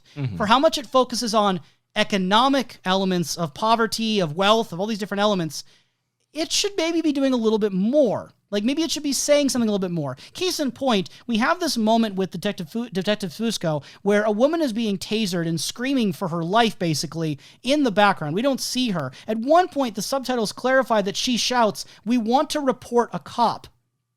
And when I see this scene, I'm like immediately sympathizing with her. I'm immediately wondering what's going on with her. The three Fusco detective brothers just kind of laugh it off and ignore it. Yeah. And it's not clear from the tone if this is supposed to be a dark comedy bit or if this is a commentary. Yes. Or if it's whatever you want it to be. I'm left thinking it's whatever you want it to be. Yep. But it's this unwillingness to really go for any meaningful messaging that kind of takes me out of the return at points where it's like, okay, you want to have a lot of stuff with dirty cops and crooked cops, but you don't want to address systemic problems with police. It more so just identifies it and then uses it in a fashion. It makes it seem like there's just a few bad eggs. It makes it seem like we just got to get rid of the bad ones rather than address any sort of possible, I don't know, issues within the police. And this leads into a bigger criticism that we're being controversial, I might as well say it here. During my reading of Laura's Ghost, Women Speak About Twin Peaks, which, by the way, if you haven't checked out that Bookhouse episode, it's on YouTube. But anyway, I was doing the Laura Ghost read-through, and there's this part in here, and I apologize if I say her name incorrectly. Sazine Kohler is one of the people who was interviewed for this and writes for it. All right. And Sazine Kohler had written some articles before for 25 Years Later and for other website publications. Cheers. And she was critical of The Return in certain aspects, and one of those ways was the way in which it's an almost all-white cast, almost all-white crew, and it's to the detriment of the work, in her opinion. And one of the examples she brings up is for when we have this moment of bringing up Hindu scripture, they choose Monica Bellucci to be the one to say this. And taken on its own, I get why that might be a bit of a problem, because the only people who are talking about Buddhism, Hindu ideas, Eastern mythology, Eastern religion, philosophy, are non-Asian. We don't get any Asian people actually talking about these things. Yes. We just get, white people. And that in of itself, I don't think is something I'm going to condemn all of Twin Peaks for. I kind of get it. I think Monica Bellucci's there because French actor. Gordon Cole has a history of liking French women. Okay, sure. I think there's enough in-universe reason why if Gordon Cole is the one dreaming this, why it would be Monica Bellucci. Sure, no problem. But then I'm thinking, wait a second. This is a work in 2016 about bad police officers, about elements of justice, economic elements, and having Twin Peaks go around the world now. Now we're looking into other countries, looking at other states. We're all over the place. And you're telling me there's not one meaningful character other than, I will give credit's due, Deputy Tommy the Hawk Hill. Yes. Other than him, who's already returning from before, there is no meaningful character who's not white. There are snapshot of moments. Didn't we also have, was it Nido? Do you count that as a meaningful character or a plot device? Character who cannot talk. Character who has a couple scenes and is just there to be assisted by some white guy. A police officer again. Valid. And I'm not trying to read all these huge politics in it, but my point is, when I read about this, Sazine Kohler got, insulted. She was given death threats. She was told to basically kill herself. She was hitting against something within the Twin Peaks fan base that I think we like to pretend Twin Peaks fans are all universally good-natured, but let's be honest here. I think it's a negative that Twin Peaks, despite the fact of going to all these different parts of the country and of the world even, we don't have hardly any meaningful representation of any character that's not white, other than the character who was already there before. And at this point, it's a question of whether or not, with that material, I'm unsure whether or not, that's something that David Lynch may have either wanted or thought of exploring himself. Then he should have done it. I don't think that there's just a lack of black actors or Asian actors. Yeah. And there's more things that get into criticism of Nido that I'm not going to dive into right now, because obviously Nido in some form is going to continue past this point. It'd be kind of weird if Andy carried Nido away and we never saw or heard Nido again. Clearly there's going to be some kind of follow through. So I won't say about that. I will say that Sazine Kohler had some, I think, pretty strong arguments for why the character of Naito is a problem. And again, it's not to say the original show didn't have this. The original show had Catherine Martel dressing up as this fictional Japanese man. And it was box of a person. That to be fair, yeah, if someone said that's a case of yellowface and it's racist, not wrong. I understand that. If that really genuinely bothered someone, I understand. But I think a lot of other people are able to kind of like not take it that seriously because it looks so absurd. It sounds so absurd. And it's hard to get mad at it entirely, at least for me, when it's like, okay, it's 1990. I can't take it seriously enough to even be mad about it. It's and then the thing you could say about, again, it all being set in Twin Peaks, okay, it's a small town of like 5,000 people in a largely white community. Is that believable? Yeah, there are some towns of like 5,000 that are very homogenous. But when you're going to different states, when you're going to different places, and you're telling me all your characters are white, it's like, I don't know. It's something where, like, the question of something such as Deputy Hawk, if I can lean into the criticism, on learning about something with his heritage and looking into it, and it's a bathroom door. It's a bathroom door and a coin. And it's like, that's really, I mean, the map's fine, I guess. The map... A little better. It still leans into some stereotypes, I think, but... Yeah. And it's disappointing. And I mean to say this because, again, a lot of people are going to be mad, I think, even just me bringing up race. But honestly, no, I think that media should be criticized if it's kind of ignoring large demographics of people for seemingly no reason. It seems very pointed what's being left out or who's being left out. So when I think about these situations, it's just, it kind of bothers me because you mentioned like Freddy's around the world, and it's like, I don't know, like, why'd you bring in another? I don't know. I have no problem with Freddy specifically. It's more the idea that we're willing to reach over to the countries, but the idea of having a main character who's black or Asian, that's not going to happen in Twin Peaks. But also on the same token, I don't know many people who are main characters inside of this other than people who are assigned to areas of lineage with these other characters, which happen to be also predominantly white. So yeah, and I would argue that's maybe an extended problem. Except for the fact that, again, you have new characters in other towns. You have things like the Las Vegas cast, the Buckhorn cast. Yes, you do. Yeah. Yes. I do think that there could be areas in which the casting can be tossed up, and I do think that there should be more invited ends of casting. It's just, again, I don't know David Lynch's mindset enough, just because his history of exploring other cast members, it is predominantly white, almost through... All of his filmography. There's a few exceptions with like small bit characters here and there. And again, I do think that Hawk's one of the biggest examples, and also Josie, but that was also how long ago? About like 20 years 25 years ago. 25 years ago. I should already get that because 25 years later, I should have that number in my brain. It's technically a little bit more. It's about 30 years now. It was announced about 25 years later, and then it got released a little after 25 years, but... Yes. There's some systemic issues not only going on inside of the material itself, but also structurally, I would say, inside of series such as this. And again, just to put a cap on all of this, I feel like whenever you're part of a fandom and you encounter people with concerns and disagreements, and they seem genuine, like they seem like they really actually feel this way, the idea of then insulting them, calling them a fake fan, or threatening them, that is completely unacceptable. And that is something where that, again, reveals more about your insecurity to allow different opinions to be there.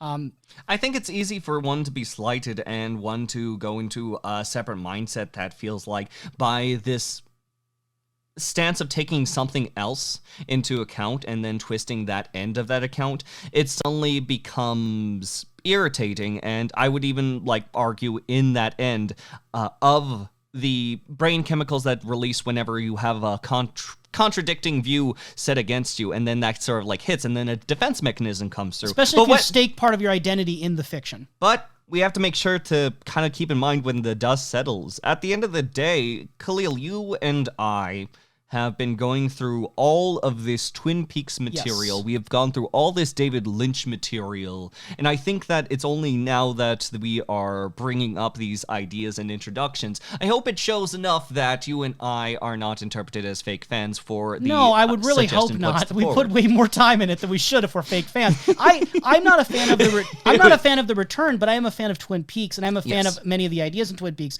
And I think that it's worth chronicling that. I think it's worth putting out opinions out there, even if I'm not a huge fan of individual parts of the Return or individual aspects of it. I still find it interesting to talk about in a broad spectrum, and I want to do this. I just always fall back on the idea that it's a sign of a healthy fan community to not only tolerate different opinions, but to seek them out, to actually be interested in other people's perspectives on what they think is going on, because it opens up the conversation. And I want to actually invite, if I can, if possible, if anyone's interested, if anyone is listening to you right now, do you have like a big hot take that you have when it comes to something such as the largeness of what is Twin Peaks, something that we've already like extensively talked about our love for, or at the very least my love. I don't know how much you love season 2. Season 2 is probably my favorite. It's something overall. It's something where I would invite discussion on, like, what's your hot takes? What is something in which you kind of have itching at your head that you think goes against the grain of very much wood pun? Just put it inside the comment section or one of our emails or one of our Twitters. You guys have heard this infinitum, but I would love to hear the areas of dissonance that can happen, because that's something very exciting to me. And I want to say also that if you want to have us share that opinion, but you don't want your name out there, just let us know that in an email and we will keep it anonymous. Yes, of course. On a different note, there is some stuff here with the FBI plotline. I personally don't like that we went to explain the first Blue Rose case, partly because I don't think the explanation's that interesting. It's again just telling me about a case I wasn't there for. But then also, I don't think I needed an explanation. I think that Fire Walk With Me set up the idea of the Blue Rose enough that if someone was really interested in analyzing the symbolism of a blue rose, they probably would have come to a lot of the conclusions that Tammy just spoke about on their own, or their own alternative interpretations that are maybe just as good or better. So I think that having Tammy just randomly explain that a blue rose is artificial and that's the important thing, it's a little hand-holdy in a way that I don't think is needed. I don't know how many mysteries are going to remain by the end of the return. I don't know if there's going to be any of those, like, lingering ends. I think that a lot of ends are being concluded in a fashion that the execution is questionable at times. I do think that the reveal is something that doesn't really, like, amp up things, but on the other end, I'm also said, like, what if it wasn't like the Blue Rose is something very poetic and something that you can go from the natural world? But what if it was like, oh man, it's Gordon Cole's famous 2-headed goat case? I don't know. From something that's not natural. Yeah, the Lois Duffy case, I think, is just, it's fine. It gets the point across. Yes. I also think it's very limiting. And so they bring up this idea of the tulpa. Tammy mentions the idea of the tulpa. And I will say you are giving Tammy more to do here. I just don't know where it's coming from. I don't know Tammy's background enough to really reason much about it, but she is the one who suggests this idea of the tulpa. And so far now we're getting the idea that the Blue Rose case very specifically seems to deal with doubles, which is something that I don't know if that was always, like, clear. And I don't know if I'd say it's a retcon, but I always imagined Blue Rose meant something more general than it's seeming to mean right now, because they literally use the case of there's two people, one's the evil, one's the good one, we killed the guy. It seems like we're doing the doubles thing, and now we're talking about the Dale Cooper being a Blue Rose. It seems like we're kind of leading a trend that, Blue Rose means there's two people. Now, mind you, this is just paralleling one instance. I think I'm going more in the broader appeal of what Tammy Preston had stated, is that it's something that is unnatural, and from the description that Albert said from the previous episode on how there's just these strange goings-on post-Blue Book, that is what the task force is for. I don't think it's just doubles. I think it's just that doubles is the common Bigfoot Loch Ness that we are getting from here. But remember, like, Chet Desmond was sent on to what was referred to as a Blue Rose case, and it just so happened to be connected to that Blue Rose. It's likely from the acknowledgement of the more strange paranormal happenings and small details such as the ring, arms going limp, etc., etc. Going with the idea of a tulpa, it appears that there's a lot of different definitions and different ideas behind it, because it depends on if you're looking at it from, like, a psychological viewpoint or more of a mystical viewpoint. It has its roots in, like, Tibetan ideology. It can mean a lot of different things. Yes. I'm looking at the reddit.com/r/tulpas. Yep, the most official tulpas place. Sure. Ever. And so one of the definitions I'm seeing here is that a tulpa is a personality that was created by conscious effort of another personality in the same body. So this can encompass different things. It can encompass demons. It can encompass what are called soul bonds, headmates, dissociative identity headmates, and other things like that. What's a headmate? I'm going to assume someone else is hanging out in your noggin.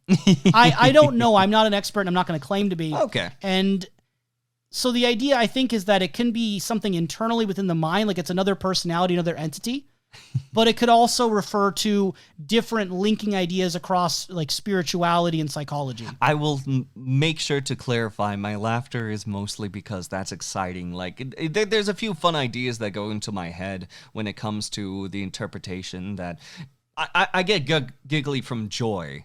And so in this broader end with these tulpas, it's now a question of, I would say, the presentation of it, because otherwise from your research and looking into it, that is again the tell don't show area. But I also look into it in the respect of, where is Tammy getting all this knowledge?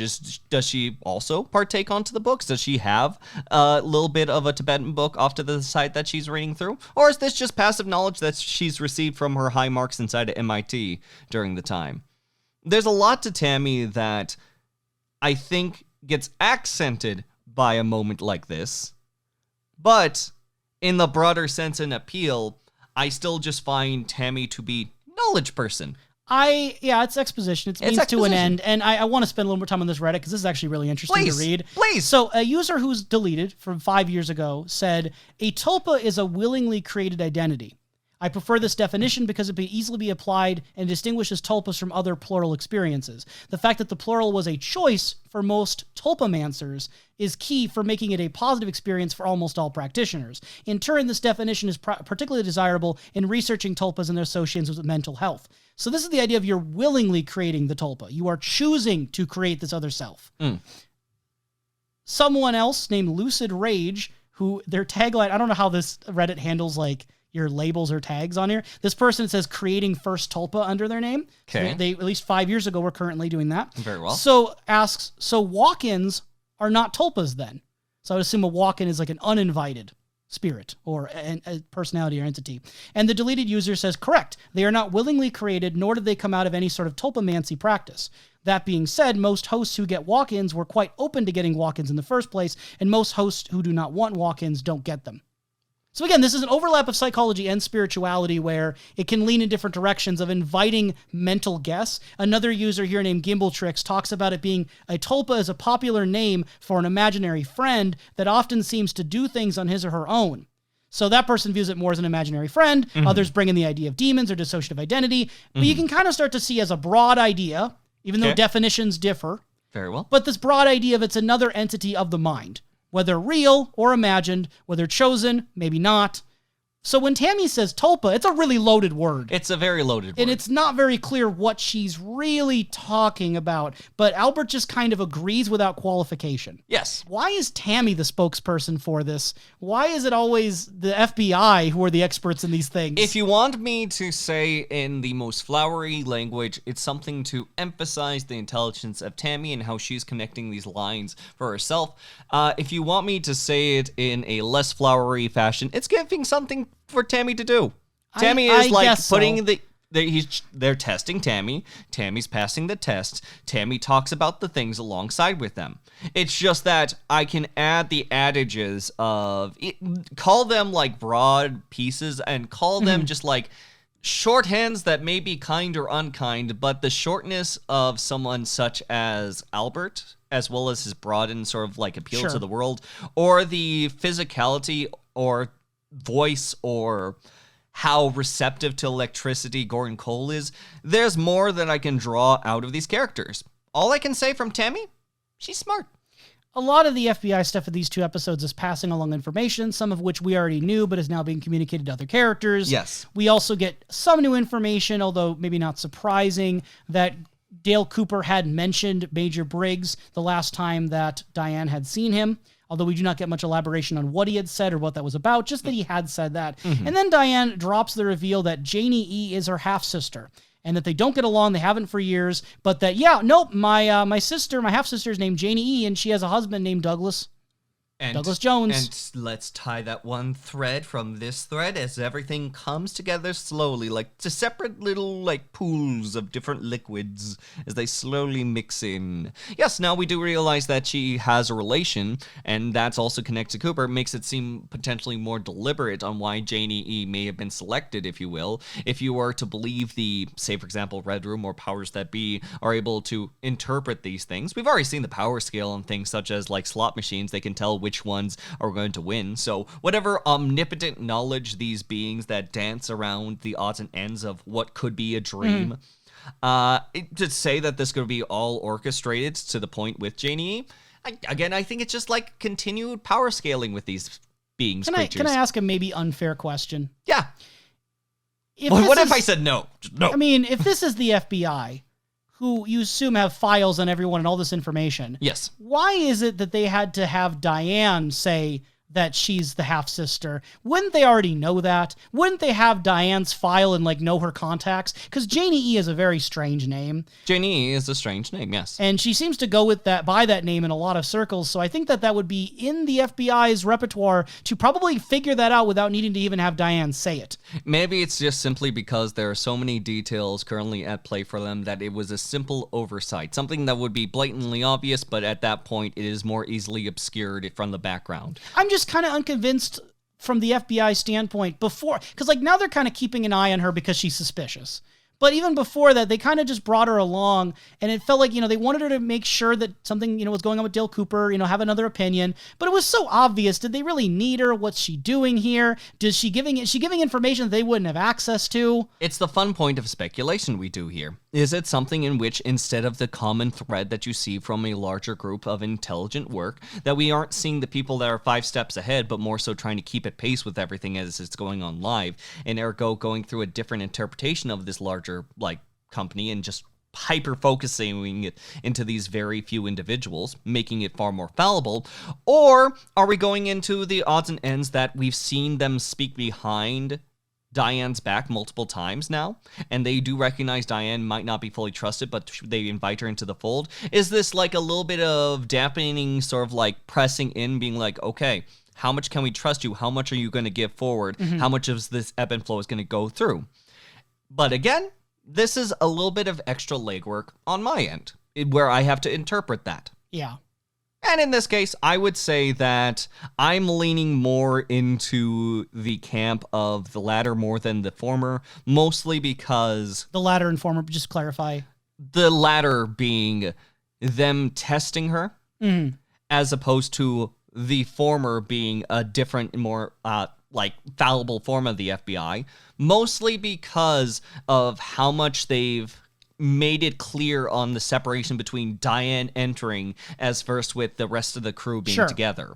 I think Diane entering and then being allowed to sort of explore this information is important because at this point there's a very tentative atmosphere they're giving each other. I mean, part of it at base is still that I'm not a fan of Diane's character. Oh, yeah. A character that I didn't think needed to exist. I liked not having Diane be a real person much more.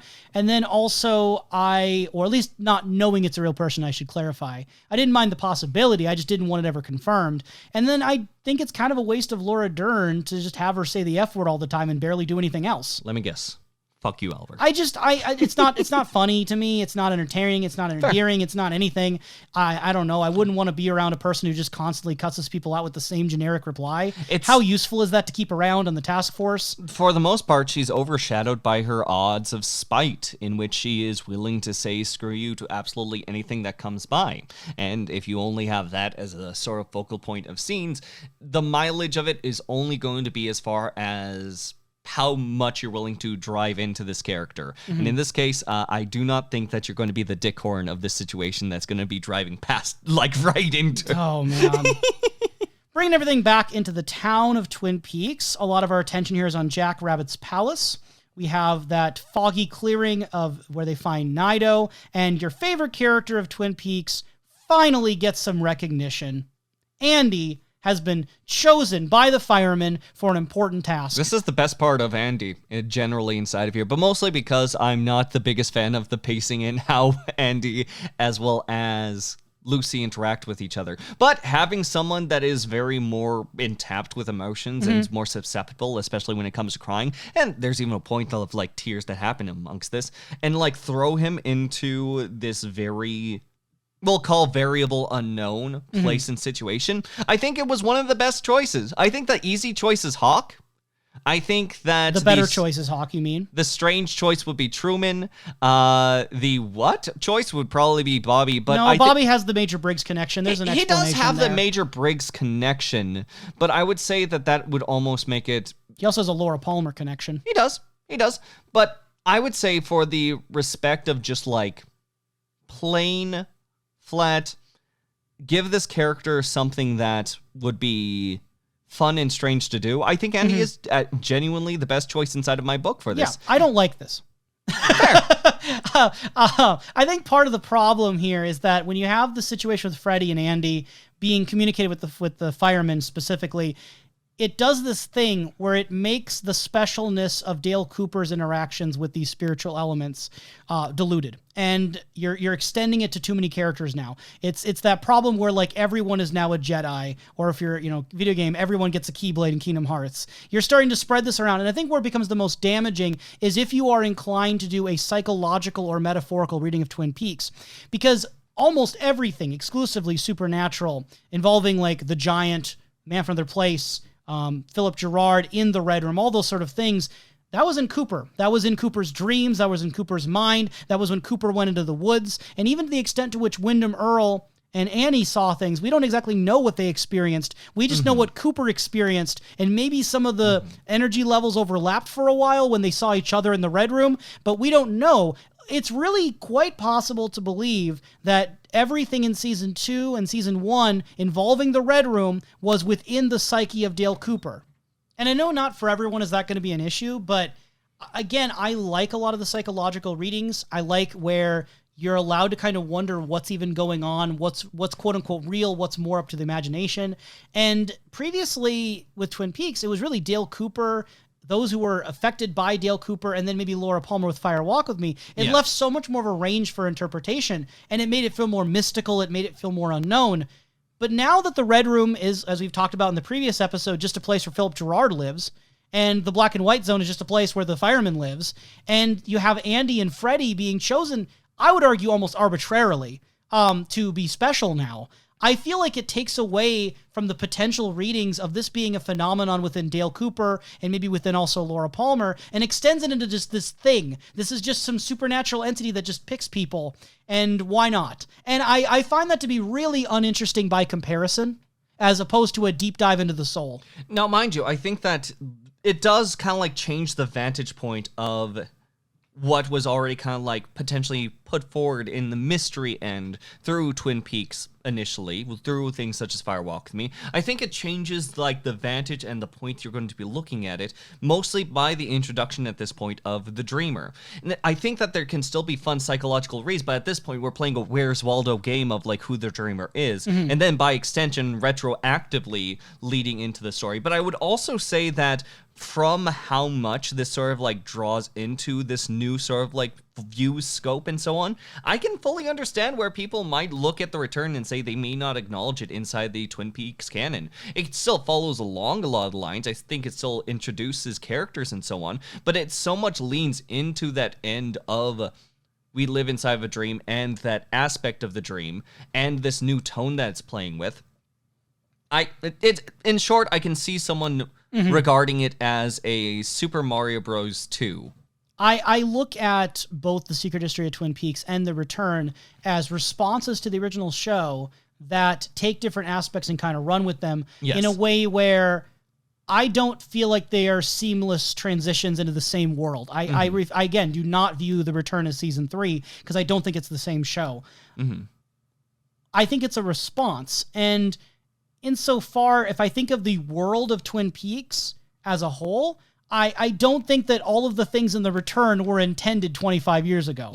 I don't think that these are the same ideas being played with. I think it's people 25 years later making a show kind of like what they made in the past, using some of the same characters, but it's not the same thing, and it's not even necessarily trying to be. Yeah, no, I think that it is going into those broad strokes, and I do think that it would be very hard, or at the very least, may be very hard for David Lynch to just sort of like try to pull back from these old strings and just try to make something. Sure. At base level, I have no problem with it being different. I just don't like this direction. I think it is worse than the previous idea set. I think that having this supernatural element simultaneously more flat and kind of mundane but also real, and then also extending that to more people, it is diminishing the value of the Red Room. It is overutilizing the Giant. It is overutilizing the Fireman. It is doing too much of these things in too many places, but not enough new stuff. And I'm just kind of looking at it like, I don't know. To me, the fact that it would go to Freddy, this guy we never met before, and then Andy all of a sudden, it's just like, who's next?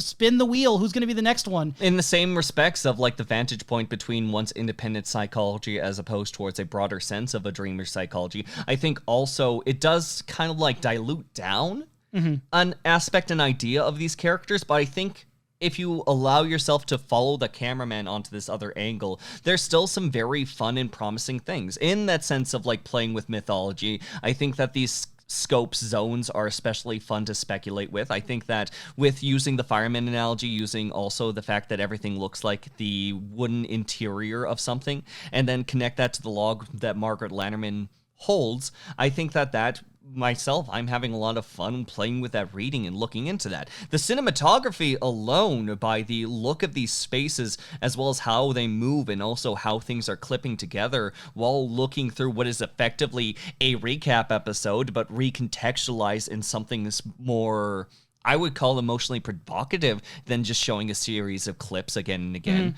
By having this sort of like droning feeling as Andy sits upon this place, I think that that's pretty cool. The reasons why Andy of all people are chosen, I think again is something that kind of like throws a wrench into things, kind of like takes you a step back. And albeit it will still welcome in criticisms of like Hawk should always be involved, Hawk is the one, Hawk number one. But I do think it creates new spins that it's like, why not you? I think that the Freddy conversation is less in the appeal that I can see in a valid viewing of like, it doesn't matter who's inside here, why not you? But also it could be in an uplifting sense of like, why can't you matter as much as these other people? Why can't it be you? Because you're not a character. You're just some random guy with a green glove who showed up one day. You don't have development. And I understand that. It's that fun means of which one are you, the Dougie or Mr. C? You're a plot device are you either the way. Mr. C that moves things forward, or are you a Dougie that stands around and will sort of like kind of like blip in from time to time on what might be necessary? Question for you. So if Freddy with his green glove were to have an arm wrestling match with Mr. C, based on what you know so far and what your suppositions are, this green glove was bestowed or at least indicated Excalibur style by the fireman. But then Mr. C, you've seen him, took down a guy for 14 years, never been beaten in an arm wrestling match. What would happen? Oh, that's easy. It's because unless he's willing to break Mr. C's hand, he'll lose, because it's not to his elbow, it's his hand. And everyone knows it's all about elbow strength whenever it comes to arm wrestling. So you think he would lose the match? The glove is not far enough. Okay, that's a good read. I like that. Now, if only he got a green suit, like there was a 2-pack inside of the place in which it was like 2 green suits and one of them was taken out, and then he stole the one green suit, put the rubber on, and then ran away to then deck them in the face, then we could have like a One Punch Man scenario with this man. But Okay. Before we leave the town of Twin Peaks, some odds and ends here. We get a little bit more with the Becky, Shelley, Steven thing. I think it's interesting that Shelley's way of helping her daughter at this point is just to invite her over for some pie. And I feel kind of like, wow, that's not really changing anything. But it's also kind of, maybe that's the point that in these situations, the only thing you really can do is just a small act of kindness, and nothing's changing the systems. Nothing's changing the fact that there's always going to be these Stephen Burnett's. There's always going to be these men who abuse and hurt women. The best I can do is give you some pie. And it feels like a very small condolence. It feels like a very small little, we have pie, though. It's something that I think that Shelley and Bobby recognize that this is still Becky's choice. Like, they've made sure to make clear that they do not approve of Stephen. They don't think that she should be around Stephen. But she is also an active adult that if they do anything physical and try to push it away, maybe they might thank her in the future, but I don't think it's going to be something that Becky's going to be able to handle the full approval on. I still think that Steven should be held accountable for the sheer amount of drugs as well as actively being his wife. I think that he should be hunted down for that. But also, I think that at this moment when she's crying over, saying, I miss him, instead of like trying to shut out the conversation, being like, yeah, no, just move on, or anything that Shelley might be capable of at this time, to say that at the very least in this moment, come on, have some pie, see your mom, and we'll take a walk, like when we get a chance to. just to make sure that there is a positive end of support inside of her life, I think that could be a positive reading from it. But I do think it does go both ways. I mean, the sheer existence of Steven being this horrible source, but also being apparently a positive somehow in Becky's life already plays with that odd and end. Now, is he also in prison with his face busted, taunting our dear police officer? I hope so. I hope that Chad is taunted by a busted up face Steven. Yes.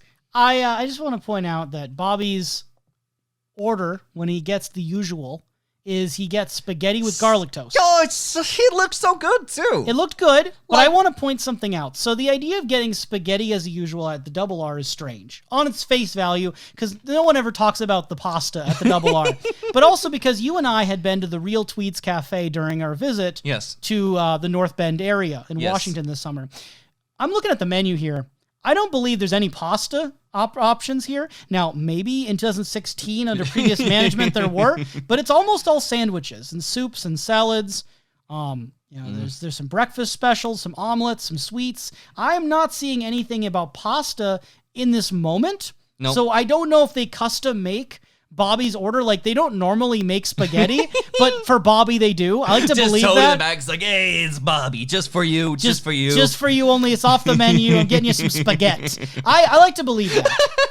I think it's the funniest outcome. I love that. I adore that. Yeah.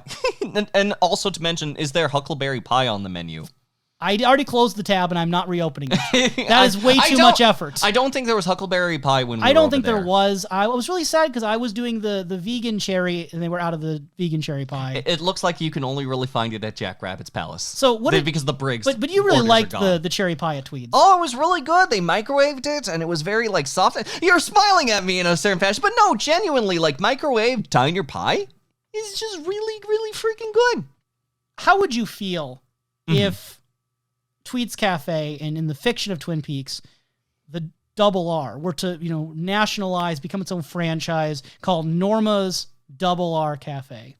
Would you agree with Walter Lawford's terms if you were Norma sitting in that booth? I think that it's one of those bits of hesitance that recognizes the legacy and what it is on its own, rather than letting it become someone else. Because that's then the question. Since David Lynch is now handling the Return and More aspects, and David Lynch is the lead director, it would be very easy to, with a big name such as David Lynch, to add David Lynch's Twin Peaks into it. I actually kind of wish it was called that. But at the same respect, there is that idea of that's just kind of going too far for this character, and they are very they're trying to avoid that potential outcome. I can see there's a meta reading there. I can also see something where Norma is someone that doesn't want her name faced forward onto it, because at the end of the day, I don't think that she's in it for that sense of glory or recognition. You can read it either way. You could read it as, it'd be wrong to sell out the name, to change the name, to put Norma's face on it, even though every other place is called Norma's. She agreed to that at least. But you could argue that these people are just stuck in the past and unwilling to change anything just because it's been that way. Just because it's been that way before doesn't mean it should stay that way. It's actually a very bad argument. So when Norma's but it's always been called that, it's okay, well, that doesn't need to be the case. What's your actual argument for keeping the name other than just it's always been that way? Yeah, and maybe that's all she's got. Maybe it's all she's got. Maybe But that's I just wanna the point comfort. out It is her executive decision. Her maybe former boyfriend, however you want to consider Ed, whatever he is. Yeah. Ed is even worse, because at his gas farm, It's not called Gas Farm. It's called Big Ed's Gas Farm. Well, he's the Big Ed, so it's his gas farm. That's correct. At his gas farm, it says all repairs cash only. In 2016. Yeah, it's cash only. If you don't have the cash, there's no repairs going through. Why does Ed not... He should have the rules set for him that, give me the 20s, give me that. I don't want to invest in, a card machine. Why would I ever do that? Everything else, though, the gas, that's fine. You can put your card in on that. But not the repairs. That's something personal with him. The idea to expect someone to just have the cash to do these repairs, maybe there's an ATM there or something, but it just seems really antiquated that he can't do a card for that. That seems like actively bad business. If you are coming in for Big Ed, the Big Ed, to fix your business, to fix anything that you bring in, whatever he is repairing, I don't know what Big Ed repairs. Repair my heart. Repair your heart? Repair the return. You better have the cash for Big Ed to activate heart surgery on his counter. There is someone I want to take to Big Ed to get repaired. That's Sarah Palmer. Sarah Palmer. I think she needs some repairs. No, she's doing fine. She's doing well for herself. She is someone who is enjoying pieces of media on loop, but she must really like those parts. She is slaying it out there. And she knows how to defend herself if there's ever been someone who ends up being like a dick to her or is approaching or causing issue inside of her space. She knows what to do. She just removes her face and takes a bite out of their throat. Yes. With her strange double-hand little needle sort of creature inside of her refrigerator. So head. the first thing we get is the boxing match on repeat over and over with the very clear bell, dong dong dong, and then it repeats over and over again. Yes. This obviously parallels the Lion footage, but this has the idea of repetition, being stuck in a loop, the idea of combat, the idea of struggle and fighting, the idea of the person being down and then coming back up and then getting put back down and then coming back up. Look, Sarah Palmer just likes watching violence. But not just any violence, but the violence of the person constantly falling down. The violence of things going, is a lie. She must really like the song, I get knocked down and I get up again. But he can't. Just keep looping that verse. Yeah, that's just that verse. That's fair. And then she goes out, and I did mention the last pod. I wasn't sure if she went a lot of places. I think that theory still holds true because the one place she goes to is a bar to order a Bloody Mary. But she goes to it's not like the bar you'd expect because we have been to various bars inside of this. This seems to be like an additional bar off to the side. Elks Point number 9. Which maybe the Elks Point numbers 1 through 8 she's been through. But certain things came up that she may not want to return back to. Those things might be implicated inside of this. So, we got a new bar, a little quieter area. Definitely not as big as someplace like the Roadhouse. Yes. She definitely wants to sit on her own, mind her own business. This may be the one place she goes to more frequently if I had to keep my theory going of her not leaving her house much. Because when she's not drinking at home, she can go drink somewhere else. Either here or just generally at a bar that does not know her name. She's the anti-Cheers. Yeah, it makes me wonder actually why she goes. Because she's not going for the people. She already has Bloody Marys at home. What is she getting out of the bar experience if she doesn't want to interact with people and she already has the same alcohol at home? At this point, it's probably just the way that it is prepared. I know that I can prepare alcohol. I have my certain setup off to the side. But it still is nice when someone else prepares. It's like that sense of when you have food and you don't have to make it on your own and someone else makes it, sometimes it's just more delicious. That's fair. And while she's there, again, I think that the man wearing the Truck U shirt, much as that shirt hurts me in a way, I do think that he does a very good job performing this type of character. The way in which he leans into the pronunciation of country to form it into a slur, the way that he then uses this sort of aggressive tone, this very sexualized tone against her, calling her a bull dyke and kind of going onto that sort of logic. I think it's very believable. I think that that's a type of person. I think that David Lynch in The Return is pretty good about these smarmy, gross people. Not necessarily the same as Chad, but someone that those people exist and you want to avoid them. Yes. They are not fun people to be around. And to Sarah Palmer's credit, she does very clearly and repeatedly tell him to go away, leave me alone. I'm not trying to be polite. I need you to leave, please. She's direct, she's clear, she's polite, but firm. Keep poking the bear. They just keep poking the bear. And one thing I want to preface this violence with then is that she was not looking for a target. She did not seem to go to the bar looking to attack someone. Yes. It seems like she very clearly wanted to avoid it, and he kept pushing, and at that point, she then turned and brought it upon him. Yes. Now, the clear line of events here. She removes her face. Inside, there is darkness. This is very different from when Laura Palmer removed her face in the Red Room and it was pure light. Yes. There is still some white light, though, coming in through the fog on one corner of it. And there's also this weird needle-looking thing jutting out at certain points. Yes. Almost like a hummingbird or like a mosquito, like kind of this needle coming out. Yes. It is very viscerally, odd to look at just because it doesn't match any of the rest of the scene. Yes. And then the inside, there's a white hand that moves across, almost like an unmasking within an unmasking. And then we see a giant grinning smile. And I wrote in my notes a Cheshire grin. Because if I want to keep in mind the idea of Alice in Wonderland readings, in addition to the Wizard of Oz readings, this is a very Cheshire-like grin. It's down... That's the rabbit hole, Kalil. Just jump right in. Jump right in. You'll find yourself in Wonderland. We have Jack Rabbit's palace. I think it's only fitting, potentially, right? And we have the playing cards again. There's enough here that I haven't heard a lot of readings of Alice in Wonderland. I can't be the first one to think of this, but I think that it's there's something to this. Yes, because that grin is so wide, and I can't think of many other things that look like that. Me. That's why you're really hard to look at sometimes. Yeah. It kind of creeps me out. And yeah, she does lunge forward. She does bite at his throat. Again, reminds me of the lion imagery, right? But then there's no blood in her mouth. There's no blood in her at all. Nothing there. Nothing all. So it's it kind of, again, is it a glitch? She seemed to break with reality there for just that moment. Something weird happened. She then reasonably panics and she puts on the show of a panic, it would seem. Mm-hmm. Oh God, what's happening? And then the bartender is already suspicious. But mind you, yes, I understand why you're suspicious, because at the end of the day, bartender, you are correct. Yeah, and also there was no one else around. But she has no blood on her. This is too much of a wound to do cleanly, and a bite being taken out. What are you gonna say? This person who is a little bit an older woman has just somehow bit down, quickly cleaned off the blood, and is right there. But at the same time, she's not even hiding any of it. No, she makes it clear, she makes it very clear. I wonder what's going on. That's a real mystery, isn't it? Yep. It just seems to almost toy with it. And this is where I think we don't have enough information right now to maybe know what to do with this Sarah Palmer stuff. No. It's a lot to take in, but I do want to acknowledge I'm uncertain right now. And this is something I brought up in the discussion of Laura's Ghost, in that book discussion, is because there's realms to question how David Lynch and The Return are handling Sarah Palmer.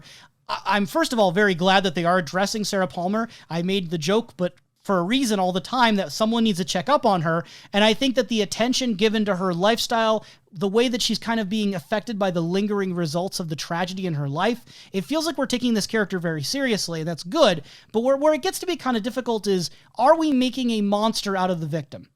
Are we taking the person who was hurt by this and turning them into a villain or a monster?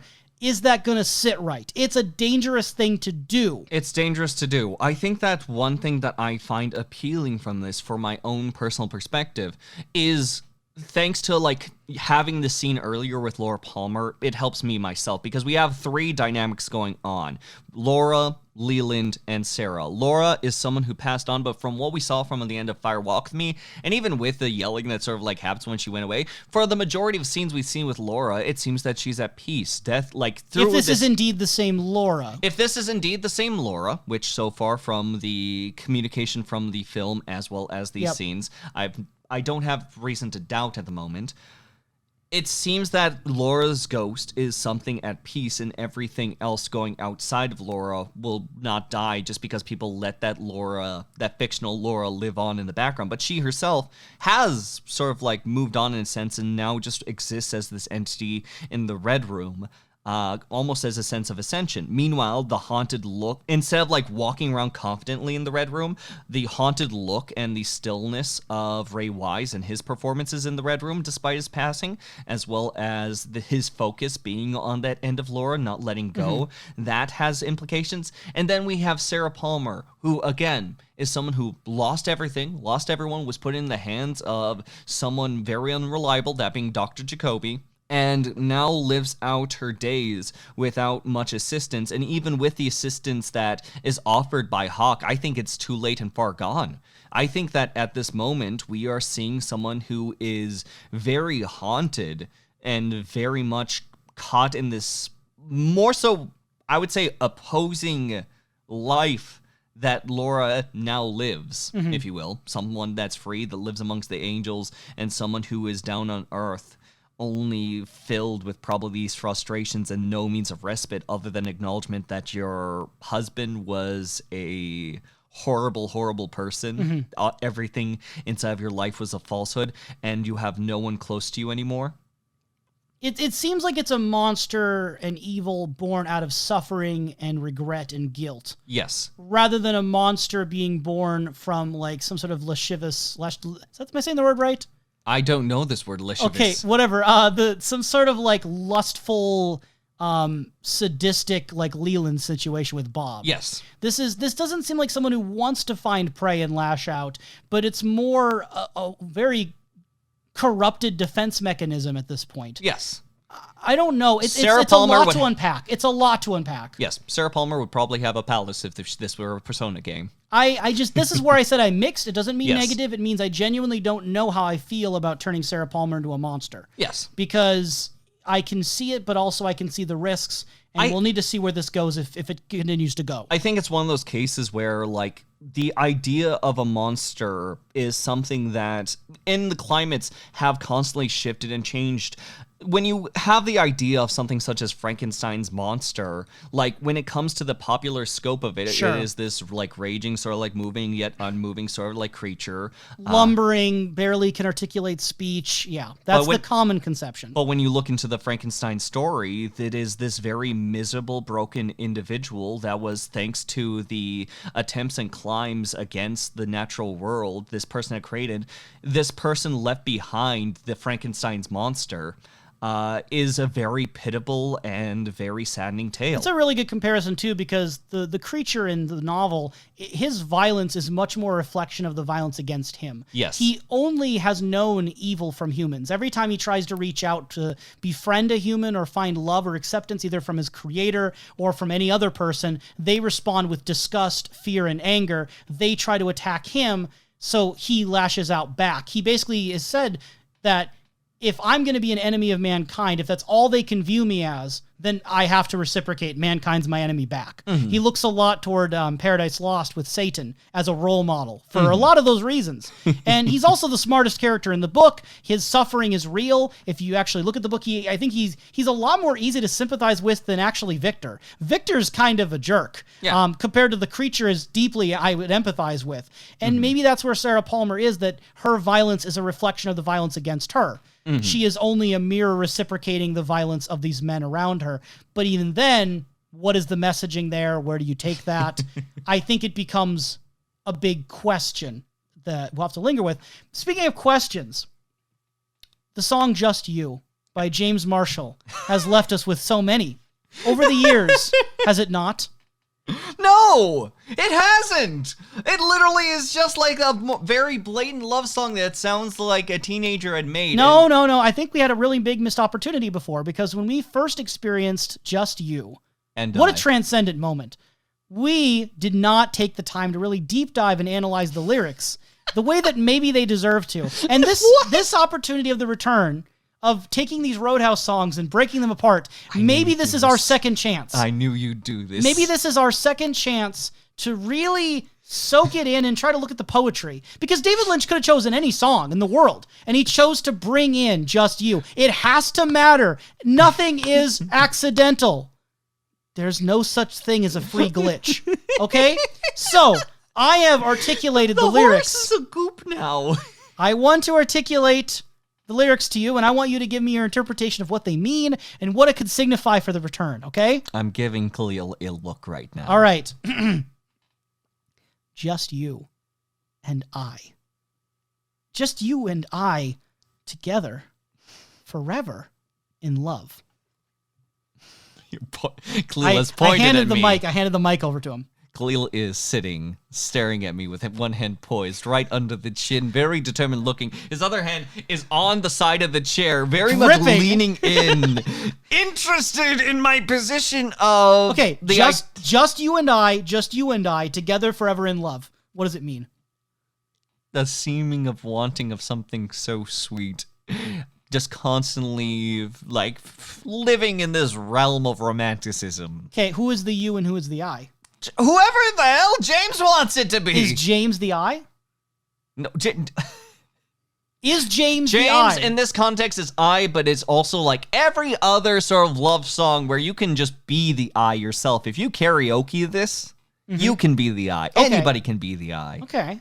Next part. Why are you seriously thinking about this? Next part. In love, we go strolling together. In love, we go strolling forever. Oh, oh, oh. Please refer to all the statements before. No. What does it mean to stroll? What does it mean to stroll? It literally means to stroll. Uh-huh. Look, you're at my side. Together forever. Okay. Yeah. How does that make you feel? At this point, pretty angry. Why are you so mad? Why are you mad? Because this is just the lovey thingy. Okay, well, that's all the lyrics of Just You. Except it repeats again and Well, again yeah, and it again repeats, and again. but those are the lyrics. Yeah. So why do you think David Lynch included this particular song at the Roadhouse? What significance does it have for parts 13 and 14? In the most honest format, it not only one reference that ends a past two makes it notable that this character would hold on to this song. 3, you could speculate to the heavens on like this does for James's psyche, on what he decides to either hold on to or how ingenuous those sort of feelings were as he can adapt it to later. You could also... Isn't it disingenuous? Disingenuous. There we go. You can also just say that David Lynch wanted to highlight artists that he enjoyed, and I think that there are positives that come from James's performance. For one, I will say, since it is directly from his voice, his vocal cords, and the fact that he can go from his tone, to that very unique tone, I do think that that says a lot about his vocals. Like, being able to have that sort of range is an impressive piece of work. I do think that David Lynch, in one way or another, wanted to highlight a bunch of artists, put them onto a stage, and he loves music. See, I like to interpret the lyrics as being from Mr. C to Bob in the reflection of the mirror. You know, there was that moment in the prison where he's like, oh, you're still here, that's good. I think this is the song that he would sing to Bob in the mirror. You know, just you and I. Just you and I, together, forever. Yeah. It's good. It really clicks a lot of things together. The second song is Wild Wild West. Wild Wild Best, more like. By, as the announcer said, Lacey! I love this announcer. He really reacted strongly. I only know this announcer just from just being so excited. The Roadhouse about is always proud to present the 9-inch nails and so on. The 9-inch nails. Yes. So Lissy's Wild Wild West. This one's got a little bit more lyrical content, one could argue, than the Just You song. Mm-hmm. So first part, are you out there to take away my fear? I haven't lost my hope. I'm done pretending, even though I am so far from my home. It's something where they are still trying to grip on to something that they truly believe in, I suppose. Mm-hmm. I've been living on the edge, slip and fall if I take one more step. There's safety in numbers, I guess, but I'm going rogue in the wild, wild west. It's a very much call to action that even if there's going to be mistakes, stumbling at the same time, they're going to take pride in their actions and take a stand up. From where I stand, there's a world where you can. All that you lost, you get back. And all that you want, you can have. It's the El Dorado at the end of the path, the Great Green Palace. It is something where you are going to strive to believe in your goal, be passionate about it, and keep moving forward. You might also like Hero, Lissy, Hollywood, Lissy. Don't you give up on me, Lissy. I don't know what a Lissy is. That's just her name. That's just Lissy. Oh, that's Lissy. Oh! She just threw in her name a bunch of times. She just wants to make sure that everyone knows it's Lissy. It's all about Lissy. With the words hero and Hollywood and don't you give up on me thrown into there. Yeah, just going forward and saying that she's the hero, Hollywood. Hollywood is also a derogative sort of thing you can add to something to sort of add as a title, like, oh, hey, there goes Hollywood or something like that. But instead, it sounds like she's taking pride in it. I've been dancing in the moonlight. I've been laughing with this firelight. Living, I've been giving, I've been living with the firelight. I'll be fine. That sounds like a Dougie Jones line. I'll be fine. So, what do you think of that part? Dance in the moonlight, laugh with the firelight. It's something where it seems this fire will not die. It is something that continues to be heavily uplifting. I really like this song. I think that it is genuinely very energetic. I think it does go with its own vibes, and I do think that it's a fun bit of work that Kind of get your engine revving, if you will. That sounds like a sex thing. It's not a sex thing. All right, we know how you feel about this song. There's also a reference to Who Is Going to Catch Me If I Fall, and there's a reference to Living by Firelight sprinkled into recurring verses throughout, but it's not easy to cite. So there's a bit of that falling in fire and home, and a lot of the key falling in fire. Yes, a lot of the key buzzwords. Although this one feels a lot more optimistic than maybe some of the songs. Yes, there's still a longing for home and a longing for return, but there's more optimism and hope that they're going to get what they want. Mm-hmm. Does this make you feel like the return is going in a more optimistic direction? No. I think it says is it a false hope? I don't think it's a false hope. I think it's a juxtaposition more than anything. Put two things right next to each other, and it shows the contrast even more. Contrast? I think you mean it's time to juxtapose this with the whoosh counter. I'm waiting for the static. You're going with the whoosh. You are the whoosh. No one saw that coming. It just hit you. No transition at all, except for the transition I inserted in there. So, the whoosh counter, you've been waiting for it. You've been salivating at the mouth for it. Part 13, 1 whoosh. Part 14, 8 whooshes. Which one did you prefer as an episode then? Is it the later episode? You can only speculate. Last time there were 46 whooshes up to this point. We can add on our current 9 for 55 whooshes, 14 episodes or parts into the return. How do you feel about that number 55? It seems like a appropriate amount. Like we are about, 14 hours in and only 55 whooshes? Come on, Kalil, come on. Can you think of a show that has more whooshes per hour? All I'm saying is that I don't know for an 18 hours worth of show to compare to. Not only am I just bad on the spot in that respect, but also just because I've never counted these things before. But I'll only fully embrace the meme when I see Gordon Cole kind of undress himself into David Lynch and grab out a button and press the whoosh button multiple times as the subtitles has to catch up with it.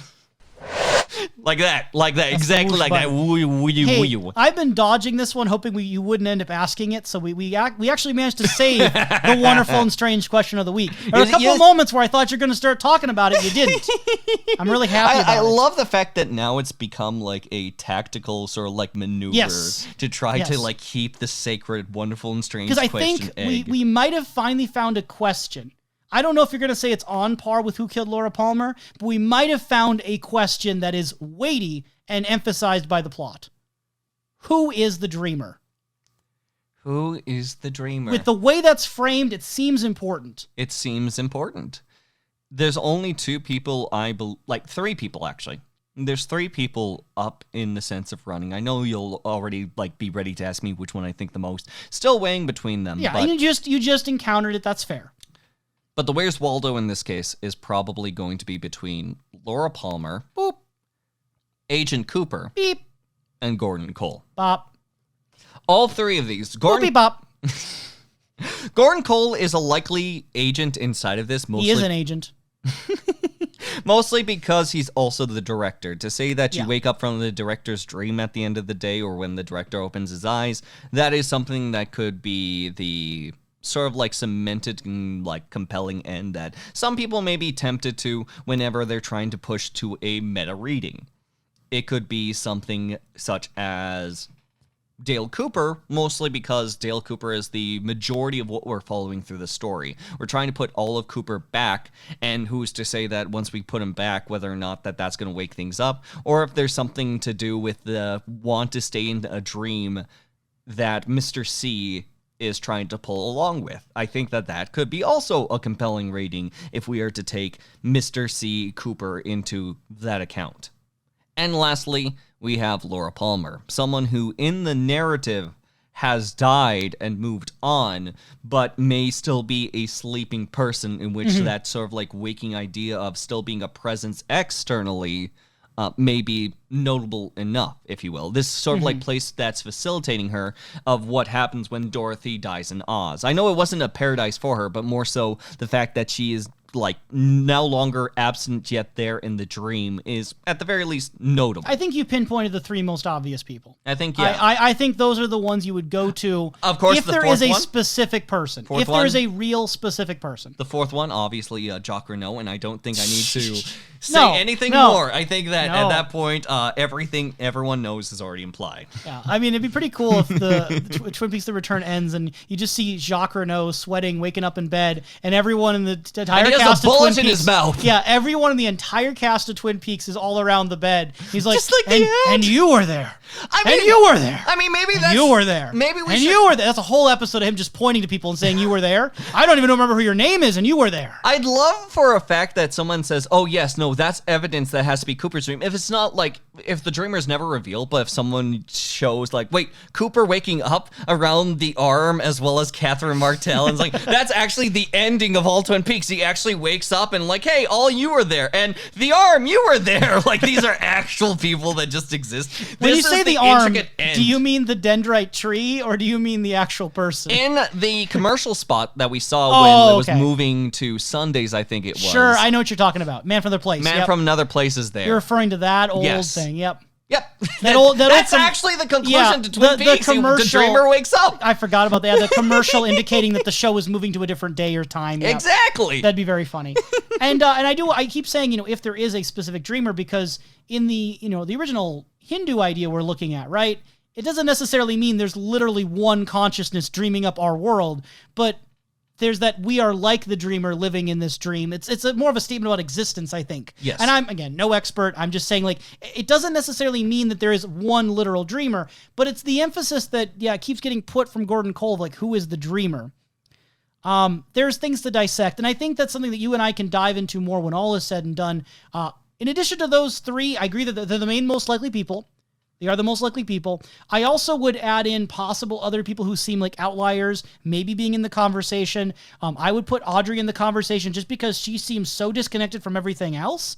And also because we see her having, well, we don't see her, she talks about having dreams being potentially indicating realities. So, Yes. Okay, could be Audrey. I think it's a stretch. I think even more of a stretch, maybe Sarah Palmer, living alone in the household, dreaming everything up. Maybe. Yes. I can't think of anyone else No, I do. that is actually in the show as a specific character. No, I do think I agree with Audrey because, again, that compelling end of the Schrodinger's cat in the background could be notable. It just would be very much a choice. I'll I think put it in the all- kindest words, very much a choice But of having that be the dreamer. all of these do change fundamentally what Twin Peaks is about and how it feels. Yes. So we'll have to stay tuned to see if we get much more with that or where that goes. Yes. Next time on the Twin Peaks Wonderful and Strange Logcast. I feel like I never actually say the whole title like this, but it feels official now. It feels Next Have time. you ever said Federal Bureau Investigation? Next time on the Federal Podcast of Investigations, we're talking about Part 15, also known as There's Some Fear in Letting Go. And we're talking about Part 16, No Knock, No Doorbell. This episode, we tried to be more vocal with our opinions, and as a result, I said some very mean words about Twin Peaks: The Return. Problem is, we're going to record the next episode before we get any feedback on this one. So will we do this again next time? Will we be as mean about it? Will I soften it up and be a nice guy again? Will we just sort of like make audible noises just because we want to try to make something more transformative? Will we suddenly get sponsored by Audible and start promoting the Amazon book service? Maybe. Will Jeff Bezos be a co-guest star by the next episode? Will we get sucked away by the firemen into the fireman zone?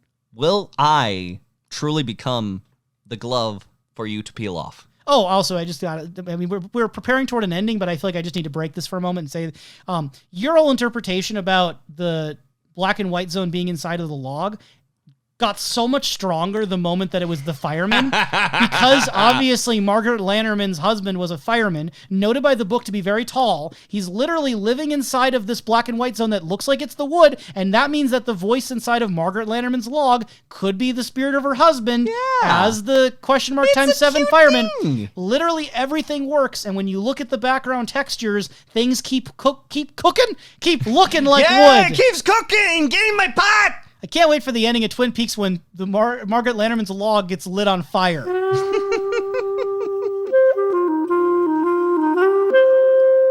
fireman with me.